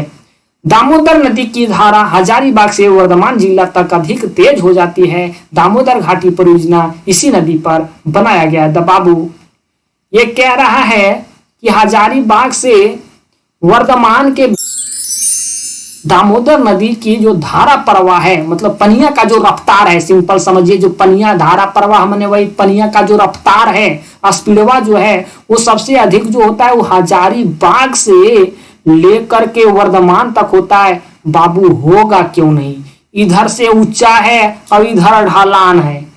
अब जब ऊंचा से ढलान की ओर आएगा तो पनिया का रफ्तार तो तेजे न होगा। यही कह रहा है कि जो दामोदर घाटी जो परियोजना का निर्माण किया गया है वो दामोदर नदी पे ही किया गया है। हाँ, इसके अंतर्गत दामोदर घाटी परियोजना के अंतर्गत कई प्रकार के बांध बनाए गए हैं जो दामोदर नदी पे ही बनाए गए हैं। इसकी संरचना संयुक्त राज्य टेनेसी, मतलब यही है बाबू, दामोदर घाटी परियोजना का जो निर्माण किया गया वो नकल करके बनाया गया है, संयुक्त राज्य टेनेसी के आधार पे बनाया गया है। जिस समय हमारे देश के प्रथम प्रधानमंत्री पंडित जवाहरलाल नेहरू थे, उस समय उन्होंने ये भी कहा था कि जो ये आपके बांध हैं वो एक तीर्थ स्थल के समान हैं, उन्होंने संज्ञा दी थी। धनबाद में जैसे यहाँ जो है लातेहार के टोरी क्षेत्र के चूल्हा पानी नामक से दामोदर नदी निकलती है, जैसे धनबाद पहुंचती है, जैसे पहुंचती है माने पैरवा समझिए रखती है, ऐसे उधर से जमुनिया नदी आकर के इसमें मिल जाती है। कहती है चलो हम भी आपका सहायता करेंगे बहने में, सहायक नदी है तो वही ना कहेगी। जमुनिया नदी जो है वो पारसनाथ के पादप क्षेत्र से निकलती है। आपको मैप भी हम दिखा देते हैं। दामोदर नदी में बराकर नदी चिरकुंडा के पास मिलती है। देखिए जमुनिया जो नदी मिलती है वो धनबाद में मिलती है, और जो बराकर नदी भी तो है दामोदर नदी की सबसे बड़ी सहायक नदी, वो चिरकुंडा में मिलती है बाबू। चिरकुंडा पश्चिम बंगाल में जाकर के मिलती है। बराकर नदी पर तिलैया डैम बनाया गया 1953 ईस्वी में, और इस पे बराकर नदी पे ही मैथन डैम का निर्माण किया गया 1958 ईस्वी पे। ट्रिक आपको याद रखना है, जैसा कि मैंने आपको पहले ही बता दिया कि दामोदर नदी कब जाना है। अगर दामोदर नदी की सहायक नदी आपको याद रखनी है तो आपको याद रखना है दामोदर नदी कब जाना है। का से हो गया कोनार कतरी, बा से हो गया बराकर बोकारो, और जा से हो गया जमुनिया। थोड़ा हम आपको मैप के माध्यम से ये भी दिखा देते हैं, थोड़ा सा हम लोग आप स्पीड को भी बढ़ाएंगे। आज सारी नदियां कवर भी करनी है। यह है आपका जमुनिया नदी। जमुनिया नदी है बाबू, ये गिरिडीह जिला में ही आपका पारसनाथ पहाड़ के निचले परत से निकलती है जमुनिया नदी, और ये जाकर के देखिए धनबाद, ये है धनबाद के यहीं मिल जाती है ना। तो यही चीजें था आपका। अब आगे देखिए अगला नदी जो है वो है बराकर नदी। बराकर नदी आप खुद ही समझ गए होंगे क्योंकि ये दामोदर नदी की सहायक नदी है। तो दामोदर नदी की जो सहायक नदी रही उसके बारे में मैं आपको पहले ही बता दिए। बराकर नदी जो है छोटा नागपुर पठार, माने आप समझिए छोटा नागपुर पठार के अंदर ढेर जिला आता है। कहाँ से?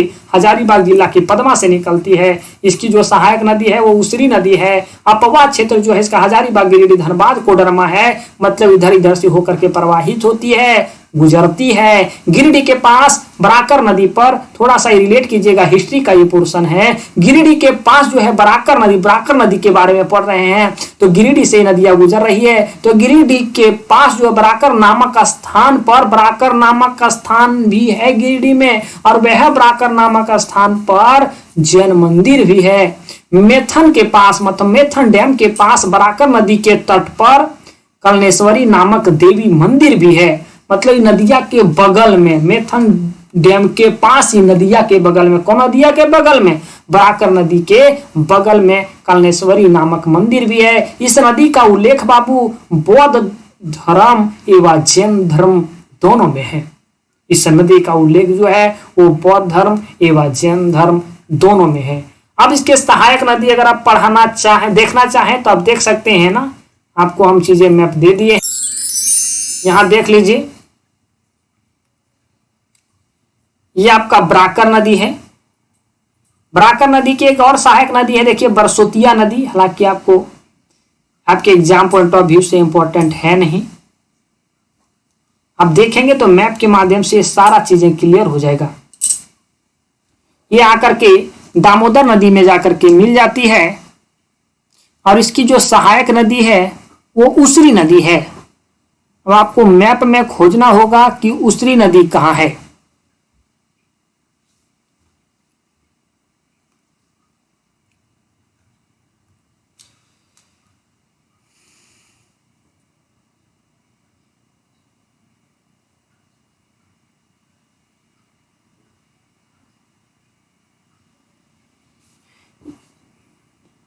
ये है आपका उसरी नदी, ये है आपका उसरी नदी जो बाबू गिरिडीह से निकलती है। ये जो लाइन आप देख रहे हैं ना, यही है उसरी नदी, और ये आपका उसरी नदी मिल रही आकर के बराकर नदी में। इसकी सहायक नदी है, एक और सहायक नहीं है, बरसोतिया नदी जो है, बरसोती नदी उस सहायक नदी है बराकर नदी की चीजें आप।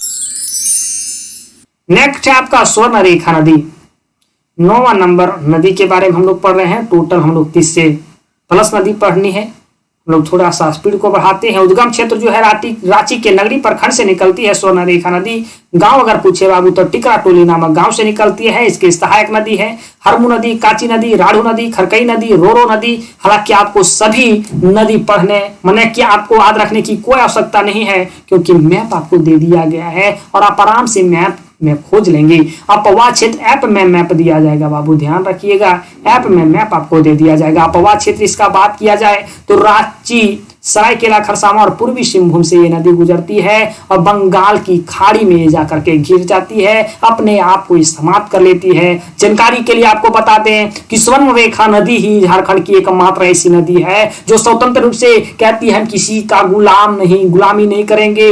अरे भाई, अगर हम मोक्ष की प्राप्ति भी ही हमें करनी है, अगर अंतिम दूरी तय करनी है तो हम खुद ही कर लेंगे।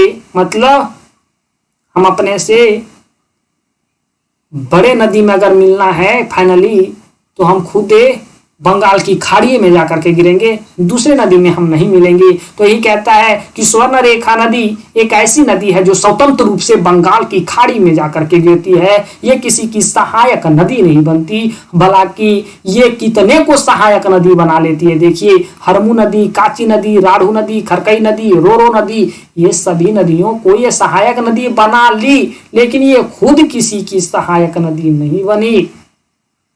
ये स्वर्ण रेखा नदी एवं खरकई नदी के संगम स्थल पे ही जमशेदपुर बाबू टाटा स्थित है। राढ़ू नदी इसकी सहायक नदी है जो होरहब से निकलती है और यह स्वर्ण रेखा के दक्षिण पश्चिम में मिलती है। देखिए, ये आपको बता दिया गया है राढ़ू नदी जो इसकी सहायक नदी है, राढ़ू नदी, उसके बारे में कि राढ़ू नदी जो कहां से निकलती है, वो रांची के होरहब से निकलती है, स्वर्ण रेखा के दक्षिण पश्चिम दिशा में जाकर के मिल जाती है। स्वर्ण रेखा नदी के रेत में सोने के अंश पाए जाते हैं। नया स्टूडेंट होगा, आप कहेगा सोना का अगर अंश पाया जाता है तो वहां से सोना काहे ना आदमी निकालता है। तो बाबू बात ऐसा है कि उसका शुद्धिकरण में बड़ी खर्चा है, जितना सोनवा नहीं निकलेगा उतना बाबू शुद्ध करने में बजट आ जाएगा। न बेटा से महंगा झुनझुने हो जाएगा, इसलिए आदमी इस पे ध्यान नहीं देता है। स्वर्ण रेखा नदी पठारी भाग से गुजरने के कारण गहरी खाई तथा जलप्रपात का निर्माण करती है। बाबू मने नया कोई बात नहीं है कि स्वर्ण रेखा नदी पठारी भाग से गुजरी। अरे हमारा झारखंड पूरा पठारी क्षेत्र ना है, उबड़ खाबड़ क्षेत्र को ना पठारी क्षेत्र कहते हैं। अब जो उबड़ खाबड़ क्षेत्र से अगर नदियां गुजरेगी तो कभी ऊपर से पनिया गिराएगी, तो ऊपर से पनिया जब गिराएगी तबे उसी ऊपर से पानी गिरना ही जलप्रपात कहलाता है, झरना कहलाता है। तो ये नौक बात नहीं है, ऊपर से जब पानी गिरा दीजिए वही जलप्रपात हो जाता है। और हमारा झारखंड में ऐसे जरूरी जलप्रपात बनेगा, काहे कि बाबू कभी पहाड़ों से पानी गिरता है, कभी बाबू नलवों से पानी गिरता है। नाला समझते हैं, नाला। वही स्वर्ण रेखा नदी रांची से 28 किलोमीटर दूर हुंडरू जलप्रपात का निर्माण करती है। इस जलप्रपात की ऊंचाई 320 फीट है। जो जलप्रपात का ही निर्माण करती है ना हुंडरू जलप्रपात, जो हमारे भारत की 21वां नंबर की जो जलप्रपात है और हमारे राज्य की दूसरी नंबर की जलप्रपात है, जिसकी ऊंचाई 320 फीट है। स्वर्ण रेखा नदी पे ही ये जलप्रपात का निर्माण हुआ है। स्वर्ण रेखा नदी स्वतंत्र रूप से बंगाल की खाड़ी में गिरती है, जो झारखंड की एकमात्र नदी। हम आपको बताएं कि झारखंड की एक ऐसा मात्र नदी है जो सब खाड़ी में गिरती है। हम आपको चलिए यहाँ चीजें बताते हैं। मैं फलाकी देख लीजिएगा, यह है बाबू हरमू नदी, यह है राढ़ू नदी, यह है काची नदी, यह है आपका इधर से आ रहा है खरकई नदी, और इधर से आपका आता है बाबू रोरो नदी, इधर से आता है रोरो नदी और इधर मिलता है। बाकी जब आपको पूरा इमेज दिया जाएगा तो सारा चीज दिखेगा, घबराने की कोई आवश्यकता। हरमू नदी के बारे में पढ़ते हैं। स्वर्ण रेखा नदी के बारे में जब पढ़िए लिए तो सहायक नदी के बारे में भी पढ़ लेते हैं। हरमू नदी के बारे में उद्गम क्षेत्र जो है रांची, हम आपको बता दिए, याद करने की कोई आवश्यकता नहीं है। आपको अगर शौक होगा कि ज्यादा याद करने में दिमागवा भर ले रहे हैं तब भी आप आज मैपा काफी है। ये वो देख रहे हैं ना, एगो पेपर जो आप देख रहे हैं माने एक पन्ना, ये पन्ना नहीं है बाबू, तो नदिया का ही खजाना है। अगर काची नदी पढ़ रहे हैं तो काची नदी यहाँ से निकलती है, रांची से निकलती है। मुहाना इसका यहाँ है। चाहे हम पढ़े हरमू नदी तब वो यहीं से निकलती है रांची से, राढ़ू नदी पढ़े तब वो रांची से निकलती है। ज्यादा दिमाग नहीं लगाना है, खाली उद्गम क्षेत्र रांची के नगरी प्रखंड से निकलती है हरमू नदी, और ये मुहाना इसका स्वर्ण रेखा नदी है। 14 किलोमीटर दूरी तय करने के बाद नामकुन में स्वर्ण रेखा में मिल जाती है। उद्गम क्षेत्र देखिए, हम आपको ये भी बता देते हैं कि अगर आपको पूरी जानकारी याद रखना है खखोर के, तो यह नाम याद रख लीजिएगा, नामकुन में मिलती है स्वर्ण रेखा नदी में। अगर खाली एग्जाम में निकालना है तो ये नामकुन उमकुम आपको याद रखने की कोई आवश्यकता नहीं है। मेरा तो दायित्व बनता है बाबू आपको पूरी जानकारी दें। काची नदी वही रांची के बुंडू तमाड़ से निकलती है, रांची के बुंडू तमाड़ प्रखंड से निकलती है। और मुहाना इसका स्वर्ण रेखा नदी है, मुरी में जाकर के मिलती है। स्वर्ण रेखा नदी में जाकर के मिलती है, मतलब जगह हम पूछे तो मुरी में। हालांकि ये आपको यहाँ सारी चीजें मेंशन है ना, हरमू नदी, राढ़ू नदी, काची नदी, सारी चीजें आपको यहाँ चीजें दिख रही है। राढ़ू नदी की बात करें तो होरहप से निकलती है, रांची से निकलती है, स्वर्ण रेखा नदी में जाकर के मिल जाती है। नदी गौतम धारा जलप्रपात का निर्माण करती है। राढ़ू नदी पे ही गौतम जलधारा, हरताला की जलधारा। अगर जलप्रपात आपने नहीं पढ़ा तो दिमाग नहीं लगाना है, जलप्रपात हम आपको पढ़ाएंगे। अगला है बाबू तेरहवा नदी। बाबू चैनल को अगर आप सब्सक्राइब नहीं किए हैं ना तो सब्सक्राइब कर दीजिएगा। वीडियो को अगर आप लाइक नहीं किए हैं तो प्रेम से लाइक कर दीजिएगा। तेरहवा नदी है बाबू खरकई नदी। खरकई नदी कहाँ से जन्मती है, उसी को उद्गम क्षेत्र कहते हैं। तो यही बात है मयूरभंज। मयूरभंज कहाँ है, तो ये उड़ीसा राज्य में है मयूरभंज। मयूरभंज यही खरकई नदी आपका स्वर्ण रेखा नदी की सहायक नदी है। तो जो सहायक नदी उसको हम लोग पढ़िए लेते हैं, है ना। अब बाबू खरकई नदी के भी एक सहायक नदी है संजय नदी। खरकई नदी के भी सहायक नदी है संजय नदी। पूछेगा खरकई नदी का सहायक नदी कौन है, तो संजय नदी। मुहाना है इसका स्वर्ण रेखा नदी। खरकई नदी स्वर्ण रेखा नदी की महत्वपूर्ण सहायक नदी है। इसलिए महत्वपूर्ण हो जाती है क्योंकि इधर से आती है स्वर्ण रेखा नदी, इधर से आ रही है खरकई नदी। इसी के संगम स्थल माने मिलन स्थान पे ही जमशेदपुर, इसी के तट पे जमशेदपुर स्थित है ना।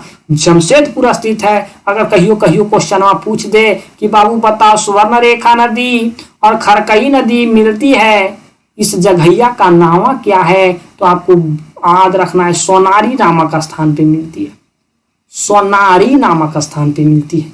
जमशेदपुर अर्थात टाटा नगर जो है इसी नदी तट पर स्थित है। यह नदी झारखंड और उड़ीसा राज्य को अलग करती है। इस नदी तट पर ईचा के निकट खरकई जलाशय का निर्माण किया गया है। देखिए ये सब चीजें याद रखिएगा, याद रखने वाला याद रखने पड़ेगा। ईचा के निकट, ईचा नामक स्थान के निकट खरकई जलाशय का निर्माण किया गया। अब खरकई नदी है तो क्या याद रखना है, खरकई नदी तो निर्माण किया गया है। ये आपका आ रही है बाबू, आप देख पा रहे होंगे तो हाँ, ये है आपका खरकई नदी, इधर से आ रही है स्वर्ण रेखा नदी, भैया जहां मिल रही है उसी को हम लोग सोनारी कहते हैं। नेक्स्ट है संजय नदी। संजय नदी हम आपको पढ़ा है ना, खरकई नदी के सहायक नदी संजय नदी, उसका उद्गम क्षेत्र पोरहाट पहाड़ है, मुहाना खरकई नदी है। पुनपुन नदी 15वां नदी पढ़िए आप लोग। पुनपुन नदी उद्गम क्षेत्र हजारीबाग पठार अर्थात पलामू से निकलती है। हजारीबाग पठार बोल देंगे तो कहाँ खोजिएगा, कौन जिला, पलामू जिला से निकलती है। सहायक नदी इसका धार और मोरहर है। अन्य नाम इसका अलग अलग नाम है भी बाबू, इसका अलग नाम है बामागधी या कीकर, इसका मुहाना है गंगा नदी। यह नदी उत्तर से निकलकर सोन नदी के समानांतर बहती है। हिंदू धर्म में इस नदी का बहुत महत्व है। अब हिंदू धर्म में इस नदी का बहुत महत्व है और इस सोन नदी के समानांतर बहती है। समानांतर मतलब सटती नहीं है, मतलब हाँ उकरे बगले बगले बहती है, लेकिन फाइनल जाकर के मिलिए जाती है गंगा नदी में।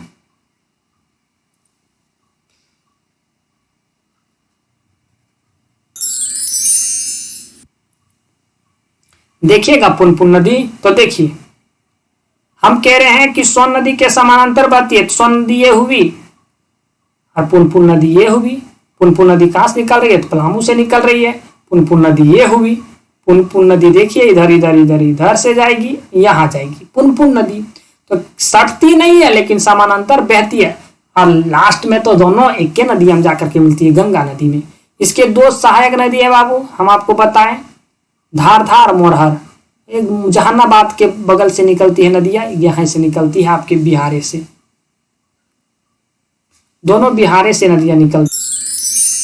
तो उसके सहायक नदी के बारे में उतने पढ़ेंगे क्या, बिहार से फिर निकलती है उसकी सहायक नदी, झारखंडा से संबंध रहता है उसका कुछ तब ना, बिहार से निकल रही है तो उसको ज्यादा नहीं पढ़ेंगे। अब अगला है अजय नदी, ये भी महत्वपूर्ण नदी है, थोड़ा सा ध्यान रखिएगा, इसको भी तनी खखोर के पढ़ना है। उद्गम क्षेत्र नदियां जो निकलती है वो मुंगेर जिला बिहार से नहीं, ये पहले का आंकड़ा है, मुंगेर जिला बिहार से। अब जो ये नदी निकलती है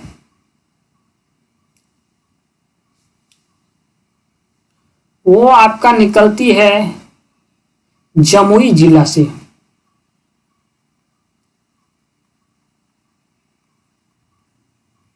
बतिया ऐसा था बाबू कि जब बड़ जिला हो गया था एक मुंगेर, प्रशासनिक व्यवस्था चलाने में दिक्कत ना होगा। प्रशासनिक व्यवस्था चलाने में जब दिक्कत होगा तो यही मुंगेर जिला को दो भागों में बांट दिया गया। जब दो भागों में बांट दिया गया तो ये नदियां जो पड़ गई वो जमुई जिला में पड़ गई। जब मुंगेर जिला को दो भागों में बांटा गया, दो जिला बनाया गया, तो एक दूसरे जिला का नाम रखा गया जमुई जिला नौका जिलवा का।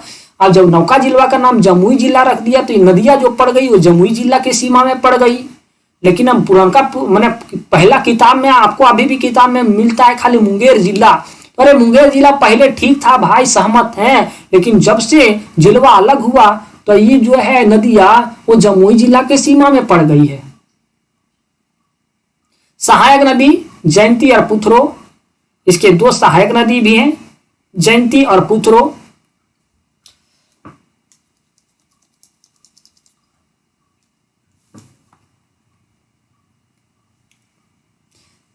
जयंती और पुथरो हम आपको बताएंगे यहां मैप के माध्यम से। चीजें देखिएगा, अपवा क्षेत्र देवघर, दुमका, जामताड़ा में ये सिर्फ प्रवाहित होती है। मुहाना की बात करें तो भागीरथी नदी वर्धमान जिला के कटवा में ये भागीरथी नदी में जाकर के मिल जाती है, वर्धमान जिला के कटवा में। और इसका उपनाम है अजमावती और अजमती। अजय नदी पश्चिम से आकर के पुथरो नदी मिलती है। अजय नदी में पश्चिम से आकर के पुथरो नदी मिलती है। पुथरो नदी बाबू गिरिडीह से निकलती है और आगे जाकर के जयंती नदी भी मिलती है बाबू। पुथरो और जयंती दो सहायक नदी है ना, तब पुथरो नदी जो है वो गिरिडीह से निकलती है और जयंती नदी आपका हजारीबाग से निकलती है। तो ये पुथरो नदी और पुथरो नदी गिरिडीह से और जयंती नदी हजारीबाग से हम आपको बताएं निकलती है। अजय नदी देवघर के देवीपुर प्रखंड के कुशबेदिया नामक गांव में प्रवेश करती है। देखिए ये तो बिहार की नदी है ना, लेकिन सबसे पहले जो घुसती हमारा झारखंड में वो देवघर में घुसती है। और देवघर के कौन प्रखंड के कौन गांव में घुसती है? तो बाबू देवीपुर प्रखंड में घुसती है। गांव पूछे कौन गांव में घुसती है? तो कुशबेदिया नामक गांव में घुसती है। जामताड़ा जिला के कजरा नामक स्थान में प्रवेश करती है। और ये जामताड़ा हम आपको बताएं कि जामताड़ा में इसका अंतिम जो जिला होता है वो जामताड़ा होता है। तो जामताड़ा जिला में ये सबसे पहले जो प्रवेश करती है वो कजरा नामक स्थान से प्रवेश करती है और अफजलपुर नामक स्थान से ये निकल करके चल जाती है पश्चिम बंगाल।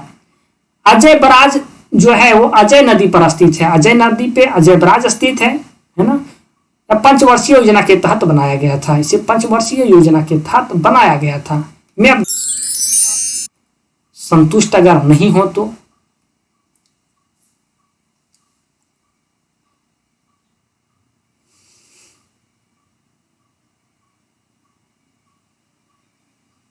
ये देवघर जिला है। अजय नदी ये है, देखिए अजय नदी ये है। अजय नदी हम आपको यहां बता दिए जमुई जिला से निकलती है ना। जमुई जिला से निकलती है। ये सबसे पहले देवघर में प्रवेश करती है।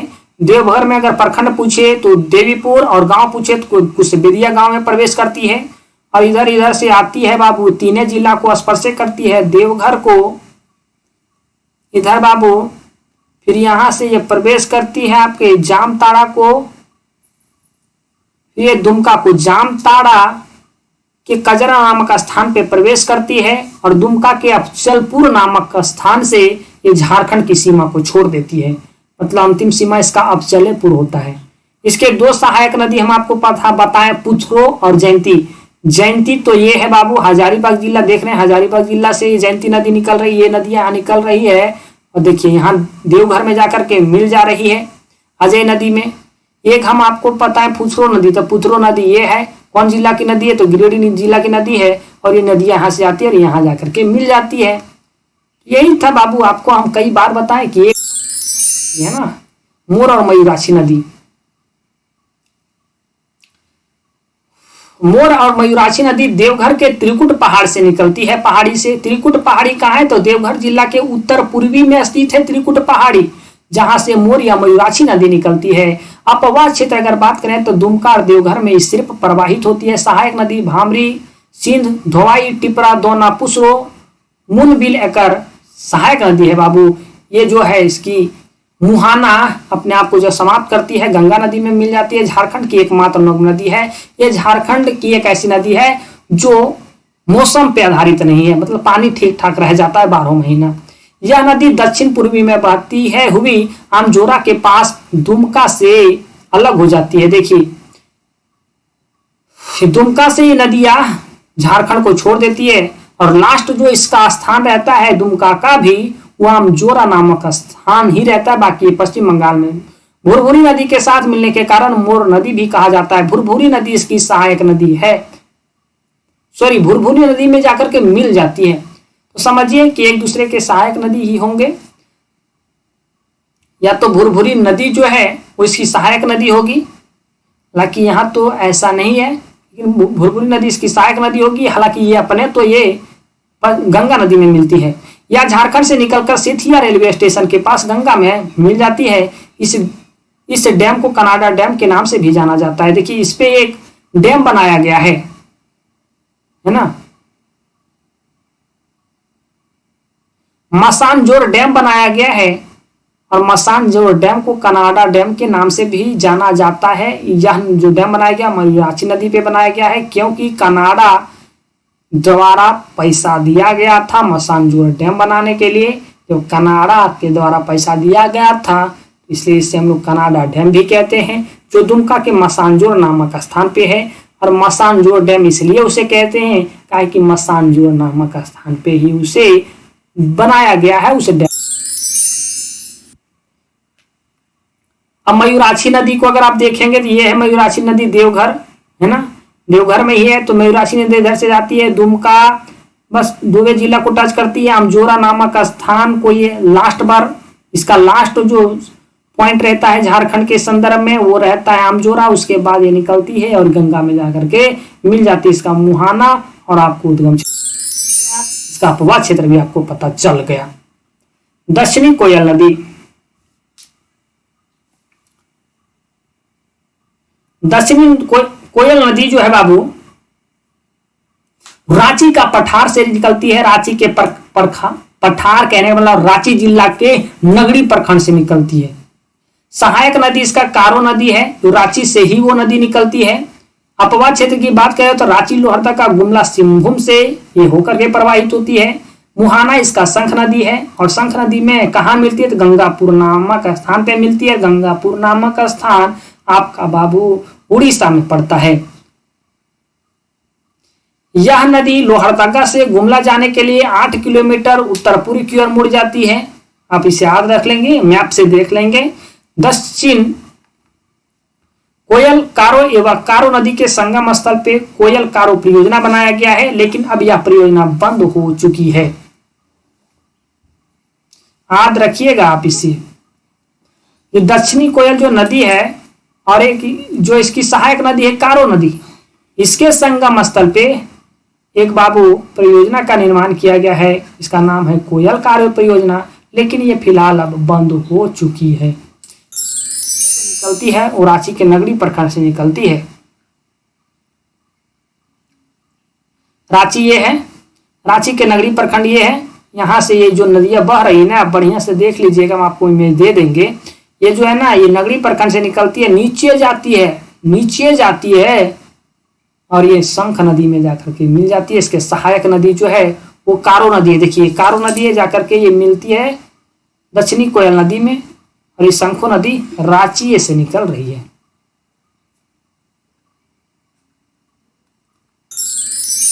अगला है बाबू फल्गु नदी।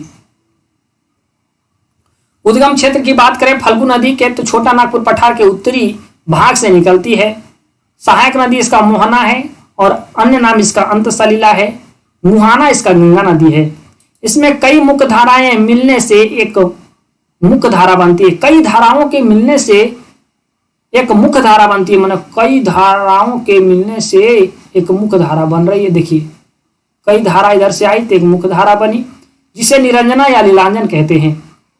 फल्गु नदी अपने सहायक नदी से मिलकर विशाल रूप धारण करती है, जिसके कारण उसकी चौड़ाई अधिक बढ़ जाती है। देखिए फल्गु नदी ना अपने जो सहायक नदी है मोहना से जब मिलती है ना, तो बाबू इसका एरिया बढ़ जाता है, पानी का मन ज्यादा विस्तार हो जाता है, इसकी चौड़ाई बढ़ जाती है।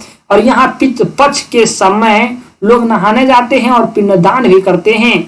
फल्गु नदी झारखंड में फल्गु नदी का संबंध सिर्फ उद्गम क्षेत्र से है, मतलब बहती नदियां बढ़िया से बिहार में है, खाली जन्मी झारखंड में है। यही बतिया है ना, खाली जन्मी झारखंड में है।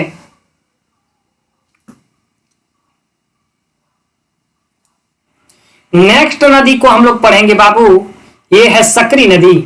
सकरी नदी का उद्गम क्षेत्र है छोटा नागपुर पठार, अर्थात ये नदी गिरिडीह से निकलती है। और अपवाह क्षेत्र ये नदियां जो है बाबू हजारीबाग, पटना, गया हो उधर ही वे गुजरती है, मतलब इधर ही उधर ही उसका विस्तार है।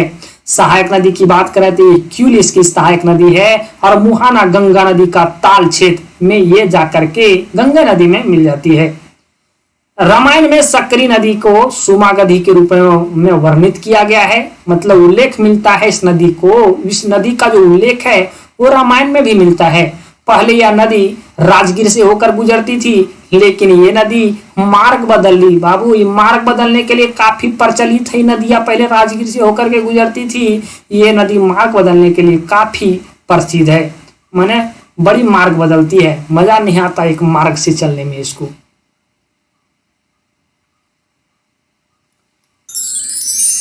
अब सारा मैप देख लीजिएगा बाबू। अगर हम आपको सकरी नदी का मैप दिखाते चलेंगे तो बहुत समय लग जाएगा। खुद आप चीजों को समझ चुके हैं, आप खुद ही देख सकते हैं सकरी नदी। हम आपको यहाँ लोकेशन बता देते हैं तो आप चीजों को देख ही लेंगे। पहले आप गिरिडीह खोजेंगे, है ना, तो सकरी नदी ये है। देखिए सकरी नदी ये है, जाकर के ये गंगवा में जाकर के मिल जाती है। क्यूल में, ये क्यूल इसके सहायक नदी है। इधर ये प्रवाहित होती है पटना गया की तरफ से। और आपको एक इसे सकरी नदी को रामायण में उमा गधी के नाम से भी वर्णन किया गया है। काफी प्रचलित है ये नदियां। चानन नदी, यह नदी का नाम पंचाने था, लेकिन कुछ दिनों बाद यह नदी का नाम परिवर्तित होकर चानन हो गया, क्योंकि ये जो नदी है बाबू 5 धाराओं से मिल करके बनी है, इसलिए इसे पंचाने कहते हैं। इसलिए इस नदी को पंचाने नदी कहते हैं। लेकिन अब चानन है, यह नदी बिहार शरीफ की ओर बहती है। ये नदियां जो ऊपर से जितना नदियां निकल रही है ना भाई, सब इधर भाग रही है। अब इधर काहे भाग रही है, इधर ऊंचा हो है स्थान, उधर थोड़ा सा बिहार जो है समतल ना है और इधर पठारी क्षेत्र ना है, तो इधर नदियां जो उसके किनारे जो निकली वो उधरे प्रवाहित हो गई। जो झारखंड में इधर नदियां इधर थोड़ा इधर लगा करके निकली, वो पश्चिम बंगाल की ओर चली गई। मतलब झारखंड में रहेगी थोड़े, पठारी इलाका है तो ढलान मिलना चाहिए। नदी का भाई रास्ता कोई रोक पाता है, पानी का कोई रास्ता रोक पाता है? ये जो अपने ऊंचा क्षेत्र है, पठारी इलाका है, इधर वाली नदियां जो निकली उधर बिहार भाग गई, इधर पश्चिम बंगाल भाग गई बाबू, मैंने इधर भाग गई, झारखंड में रही नहीं।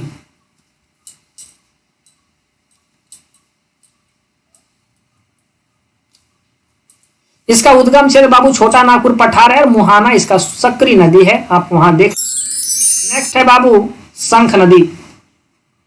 उद्गम क्षेत्र शंख नदी की बात करें तो चैनपुर प्रखंड जो गुमला में, चैनपुर प्रखंड गुमला से निकलती है शंख नदी, और इसका सहायक नदी है लावा चिर्रा कोक कैदार। इसके अपवा क्षेत्र है गुमला और सिमडेगा में ये प्रवाहित होती है। मुहाना इसका दक्षिणी कोयल नदी। दक्षिणी कोयल नदी और शंख नदी एक दूसरे के मुहाना है। क्योंकि एक दूसरे के मुहाना इसलिए है क्योंकि दोनों की जो गहराई है वो समान है, और दोनों की गहराई अगर समान हो जाती है तो अब हम आपको बताए थे कि बाबू जिसकी गहराई अधिक होती है वही के नाम से नदियां आगे चलती है। लेकिन जब गहराई दोनों की समान हो जाती है तब ये इसकी सहायक नदी बनेगी कि इस सहायक नदी बनेगी। दोनों कहेगी कि मेरा गहराई समान है तो वो मेरी सहायक नदी बनेगी, और आगे जो चलेगी नदियां वो मेरे नाम से चलेगी। तो ऐसे में लड़ाई हो जाता है। लड़ाई ना करने के कारण, इन लोगों को शांत करने के कारण कहा जाता है कि बाबू तनी रुको, तुम लोग की गहराई अगर समान है तो यहाँ से तुम लोग को दोनों का कोई नाम नहीं रहेगा। मतलब आगे की नदी जो चलेगी वो तुम लोग के नाम से नहीं चलेगी, यहाँ नाम चेंज कर दिया जाता है और यहाँ रख दिया गया है ब्राह्मणी नदी। ब्राह्मणी नदी मतलब दक्षिणी कोयल नदी और शंख नदी जिस पॉइंट पे मिलती है उस जगह का नाम है गंगापुर, और गंगापुर नामक स्थान पे मिलती है। और यहाँ से दोनों नदियां को मिला करके एक नई नदी बना दिया गया है, नाम रख दिया गया है ब्राह्मणी नदी, जो बाबू उड़ीसा में बहती है। गहराई समान होने के कारण यहाँ लिख दिए हैं कि शंख नदी दक्षिणी कोयल नदी का मुहाना है और दक्षिणी कोयल नदी शंख नदी का मुहाना है। शंख नदी निकलती है तो पहले गहरे खाई का निर्माण करती है। शंख नदी जो निकलती है गुमला के चैनपुर प्रखंड से निकलती है, गहरे खाई का निर्माण करती है। और शंख नदी राजा डेरा नामक स्थान पे सदनी घाट जलप्रपात का भी निर्माण करती है, जिसकी ऊंचाई 200 फीट है। हालांकि हम आपको जलप्रपात पढ़ाएंगे, उसमें ये सारी चीज दिखाएंगे। ये तो आपका देखिए यहाँ है गुमला, हालांकि यहाँ आपको चित्र स्पष्ट रूप से नहीं दिख पा रहा होगा। यहां से ये जो निकल रही है वही है आपका गुमला से निकलने वाली नदी शंख नदी, और इधर से आपका आ रहा है दक्षिणी कोयल नदी, और यहाँ एक दूसरे से जाकर के मिल जाती है। नेक्स्ट है बाबू गुमानी नदी। गुमानी नदी राजमहल की पहाड़ी से निकलती है। सहायक नदी इसका मेरेल है। ये गंगा नदी में जाकर के मिल जाती है। यह नदी झारखंड से निकलकर पश्चिम बंगाल में लगभग 60 किलोमीटर दूरी तय करके गंगा में मिलती है। पश्चिम बंगाल में 60 किलोमीटर दूरी तय करती है, मतलब जन्मती है। खाली सब नदियां झारखंड में लाभ दूसरे स्टेट को देती है। इसकी सहायक नदी मेरेल बरहेत में मिलती है। इसके बाद गुमानी नदी पूर्व से पथ बदलकर दक्षिण में बहने लगती है।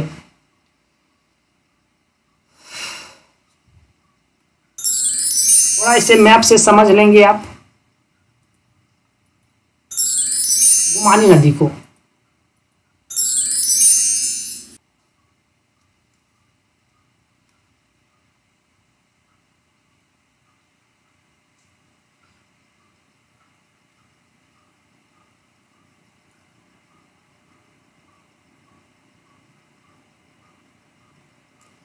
ये बाबू गुमानी नदी है और ये मेरेल नदी ये है। मेरेल नदी यहाँ से आकर के देखिए साहेबगंज के बरहेत में जाकर के मिल जाती है। तो गुमानी नदी यहाँ से निकलती है।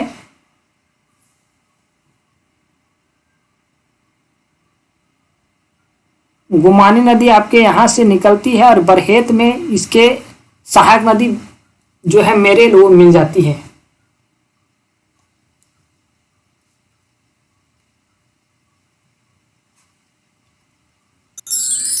गुमानी नदी निकलती है, एक गोड्डे से निकलती है। ब्राह्मणी नदी बाबू दुमका जिला के दुधवा पहाड़ी से निकलती है और दुधवा पहाड़ी जो है दुमका के उत्तर में स्थित है। गुमरो एरो इसकी सहायक नदी है। गंगा नदी में जाकर के फाइनल मिल जाती है। मुहाना इसका गंगा नदी है। ब्राह्मणी नदी झारखंड से बाहर निकलकर नलहाटी रेलवे स्टेशन के पास गंगा में मिलती है। ब्राह्मणी जो नदी है जो दुमका जिला के दुधवा पहाड़ी से निकलती है और दुधवा पहाड़ी दुमका के उत्तर में स्थित है। इसके दो सहायक नदी है गुमरो और एरो। गंगा नदी इसका मुहाना है और ये जाकर के गंगा नदी में रेलवे नलहाटी रेलवे स्टेशन के पास मिलती है। बांसलोई नदी जो है वो गोड्डा के बांस पहाड़ी से निकलती है और इसका मुहाना जो है वो गंगा नदी है। यह नदी पूर्व की ओर बहती हुई दुमका जिला के उत्तरी सीमा बनाती है जो महेशपुर में झारखंड को छोड़ती है। इसका अंतिम जो छोर होता है झारखंड में वो महेशपुर होता है। महेशपुर को ये छोड़ती है और ये फिर लास्ट में पश्चिम बंगाल में मुरारई रेलवे स्टेशन के पास गंगा में मिल जाती है। बासलोई नदी। नेक्स्ट है मुहाने या मोहिनी नदी। उद्गम क्षेत्र इसका है हजारीबाग से 20 किलोमीटर की दूरी पर उत्तर पश्चिम से निकलती है और इसका मुहाना है बाबू फल्गु नदी। अब मैप में देख लेंगे। हजारीबाग से 20 किलोमीटर की दूरी पर उत्तर पश्चिम से निकलती है और फल्गु नदी में जाकर के मिल जाती है। तिलैया नदी जो है वो कोडरमा के पवड़ से निकलती है और ये नदी तिलैया से निकलकर नवादा की ओर बहती है। मतलब समझिए तिलैया जो है बाबू हालांकि कोडरमा जिला में है और ये तिलैया से निकलती है और ये जाकर के नवादा जिला की ओर प्रवाहित होती है, बहती है। तजना नदी उद्गम क्षेत्र है इसका बुंडू तमाड़ रांची से। मुहाना कारो नदी खुट्टी से होकर निकलती है। कारो नदी इसका जो है बाबू मुहाना है और कारो नदी जो खुट्टी के तरफ से होकर के गुजरती है। तजना नदी के किनारे खुट्टी में असुर सभ्यता के अवशेष पाए जाते हैं। ये थोड़ा हिस्ट्री से रिलेट कर दिया है कि तजना नदी के किनारे खुट्टी जिले में असुर सभ्यता। नेक्स्ट है बाबू रोरो नदी। उद्गम क्षेत्र रोरो नदी पश्चिमी सिंहभूम से रोरो पहाड़ से आपका रोरो नदी निकलती है और इसकी सहायक नदी जो है वो है जमीरा। इसके किनारे चाईबासा शहर बसा हुआ है। जमीरा नदी के किनारे ही चाईबासा शहर बसा हुआ है। इसका मुहाना जो है वो स्वर्ण रेखा नदी है। नेक्स्ट है आपका देव नदी। सारा चीज आप मैप में देख लेंगे। उद्गम क्षेत्र है, लंबा क्लास हो रहा है बाबू और सारी कॉन्सेप्ट वाली जो चीजें था मैंने आपको पहले ही बता दिया और जो चीजें बच जाती है अब आपको थोड़ा सा इमेज देखने की बात है, बाकी तो आंकड़ा आपके पास है ही है। देव नदी कोल्हान के गम्हरिया प्रखंड से, गम्हरिया प्रखंड आपका सरायकेला खरसावां में पड़ता है, तो गम्हरिया प्रखंड से ये नदी निकलती है और इसकी सहायक नदी है फुलगरा जो निकलती है। सहायक नदी जो फुलगरा वो संतरा जंगल से निकलती है। इसका मुहाना है दक्षिणी कारो नदी। यह नदी कोल्हान से निकलकर 100 किलोमीटर दूरी तय करने के बाद दक्षिण कारो नदी में मिलती है। दक्षिण कारो उड़ीसा से निकलती है और यह पश्चिम सिंहभूम में प्रवेश करती है, और जहां देव नदी और दक्षिण कोयल नदी मिलती है उससे काली कोकिला संगम कहते हैं। दोनों नदियों का जहां संगम स्थल है उसे को हम लोग काली कोकिला संगम कहते हैं। देखिए, यह नदी कोल्हान से 100 किलोमीटर दूरी तय करने के बाद दक्षिण कारो नदी में मिलती है। कौन नदी? देव नदी। देव नदी निकल कहां से? गम्हरिया प्रखंड से। गम्हरिया प्रखंड का सरायकेला खरसावां जिला में है ना, उड़ीसा से निकलती है दक्षिण कारो नदी और पश्चिमी सिंहभूम में प्रवेश करती है, जहां से देव नदी और दक्षिण कोयल नदी मिलती है। उसी को हम लोग काली कोकिला संगम कहते हैं। जगह काली कोकिला संगम। नेक्स्ट है बाबू आपका कायना नदी। कायना नदी का उद्गम क्षेत्र है सारंडा के दक्षिण पूर्व से। सारंडा जो है जंगल के दक्षिणी पूर्व से वह नदी निकलती है। मुहाना है दक्षिणी कोयल नदी। इसकी लंबाई लगभग 100 किलोमीटर की है। किसकी? कायना नदी की। और कायना नदी पर हिरनी जलप्रपात बना हुआ है। नेक्स्ट है गंगा नदी।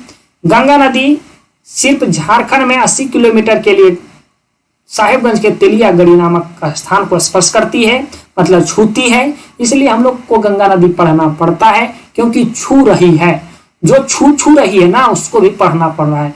जैसे सोन नदी छुए रही है 45 किलोमीटर के लिए, गंगा नदी भी छू रही है 80 किलोमीटर के लिए। तो यही गंगा नदी झारखंड के साहिबगंज जिला के तेलियागढ़ी नामक स्थान को प्रवेश करती है। यह नदी झारखंड में कुल 80 किलोमीटर दूरी तय करती है। यह नदी जो है झारखंड में टोटल 80 किलोमीटर दूर।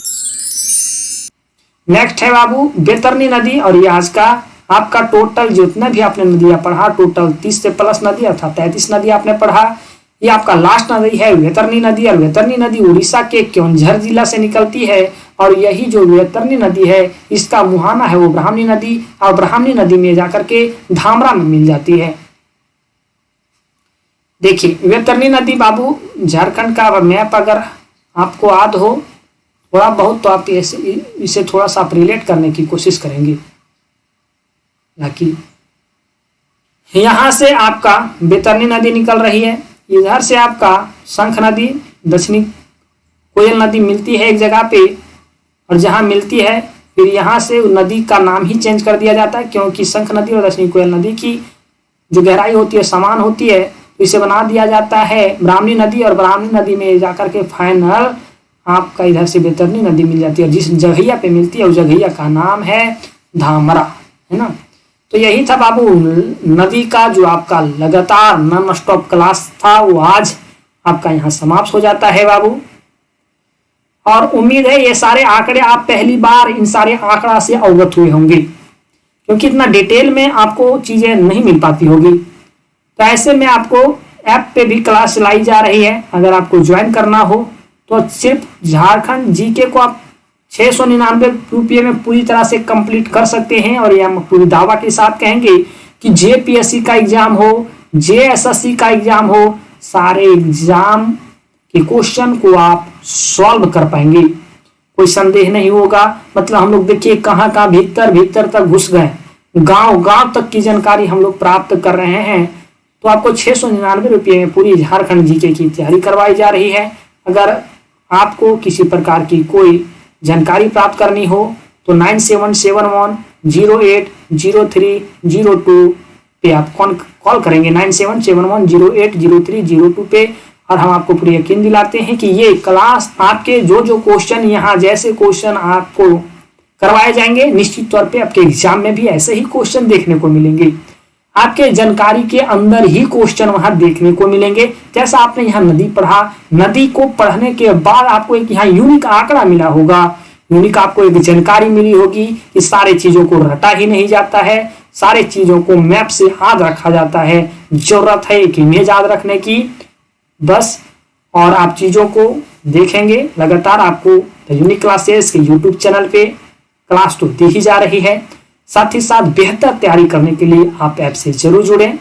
और जो पीछे वाली क्लास को अगर आप नहीं देखे हैं तो इस चैनल के प्लेलिस्ट में आप जाएंगे, वहां झारखंड जी के जेपीएससी जेएसएससी के नाम से प्लेलिस्ट बनाई गई है, वहां से आप वीडियो को देखेंगे। मुझे पूरी उम्मीद है कि अगर आप पहली बार पढ़ रहे होंगे या तो आपको जीके से डर लग रहा होगा, तो आप पूरे मनोरंजन के साथ आप इस पढ़ाई को एंजॉय कर सकते हैं। मिलते हैं दोस्तों नए वीडियो में कोई नए टॉपिक के साथ। तब तक रखिए अपना ध्यान।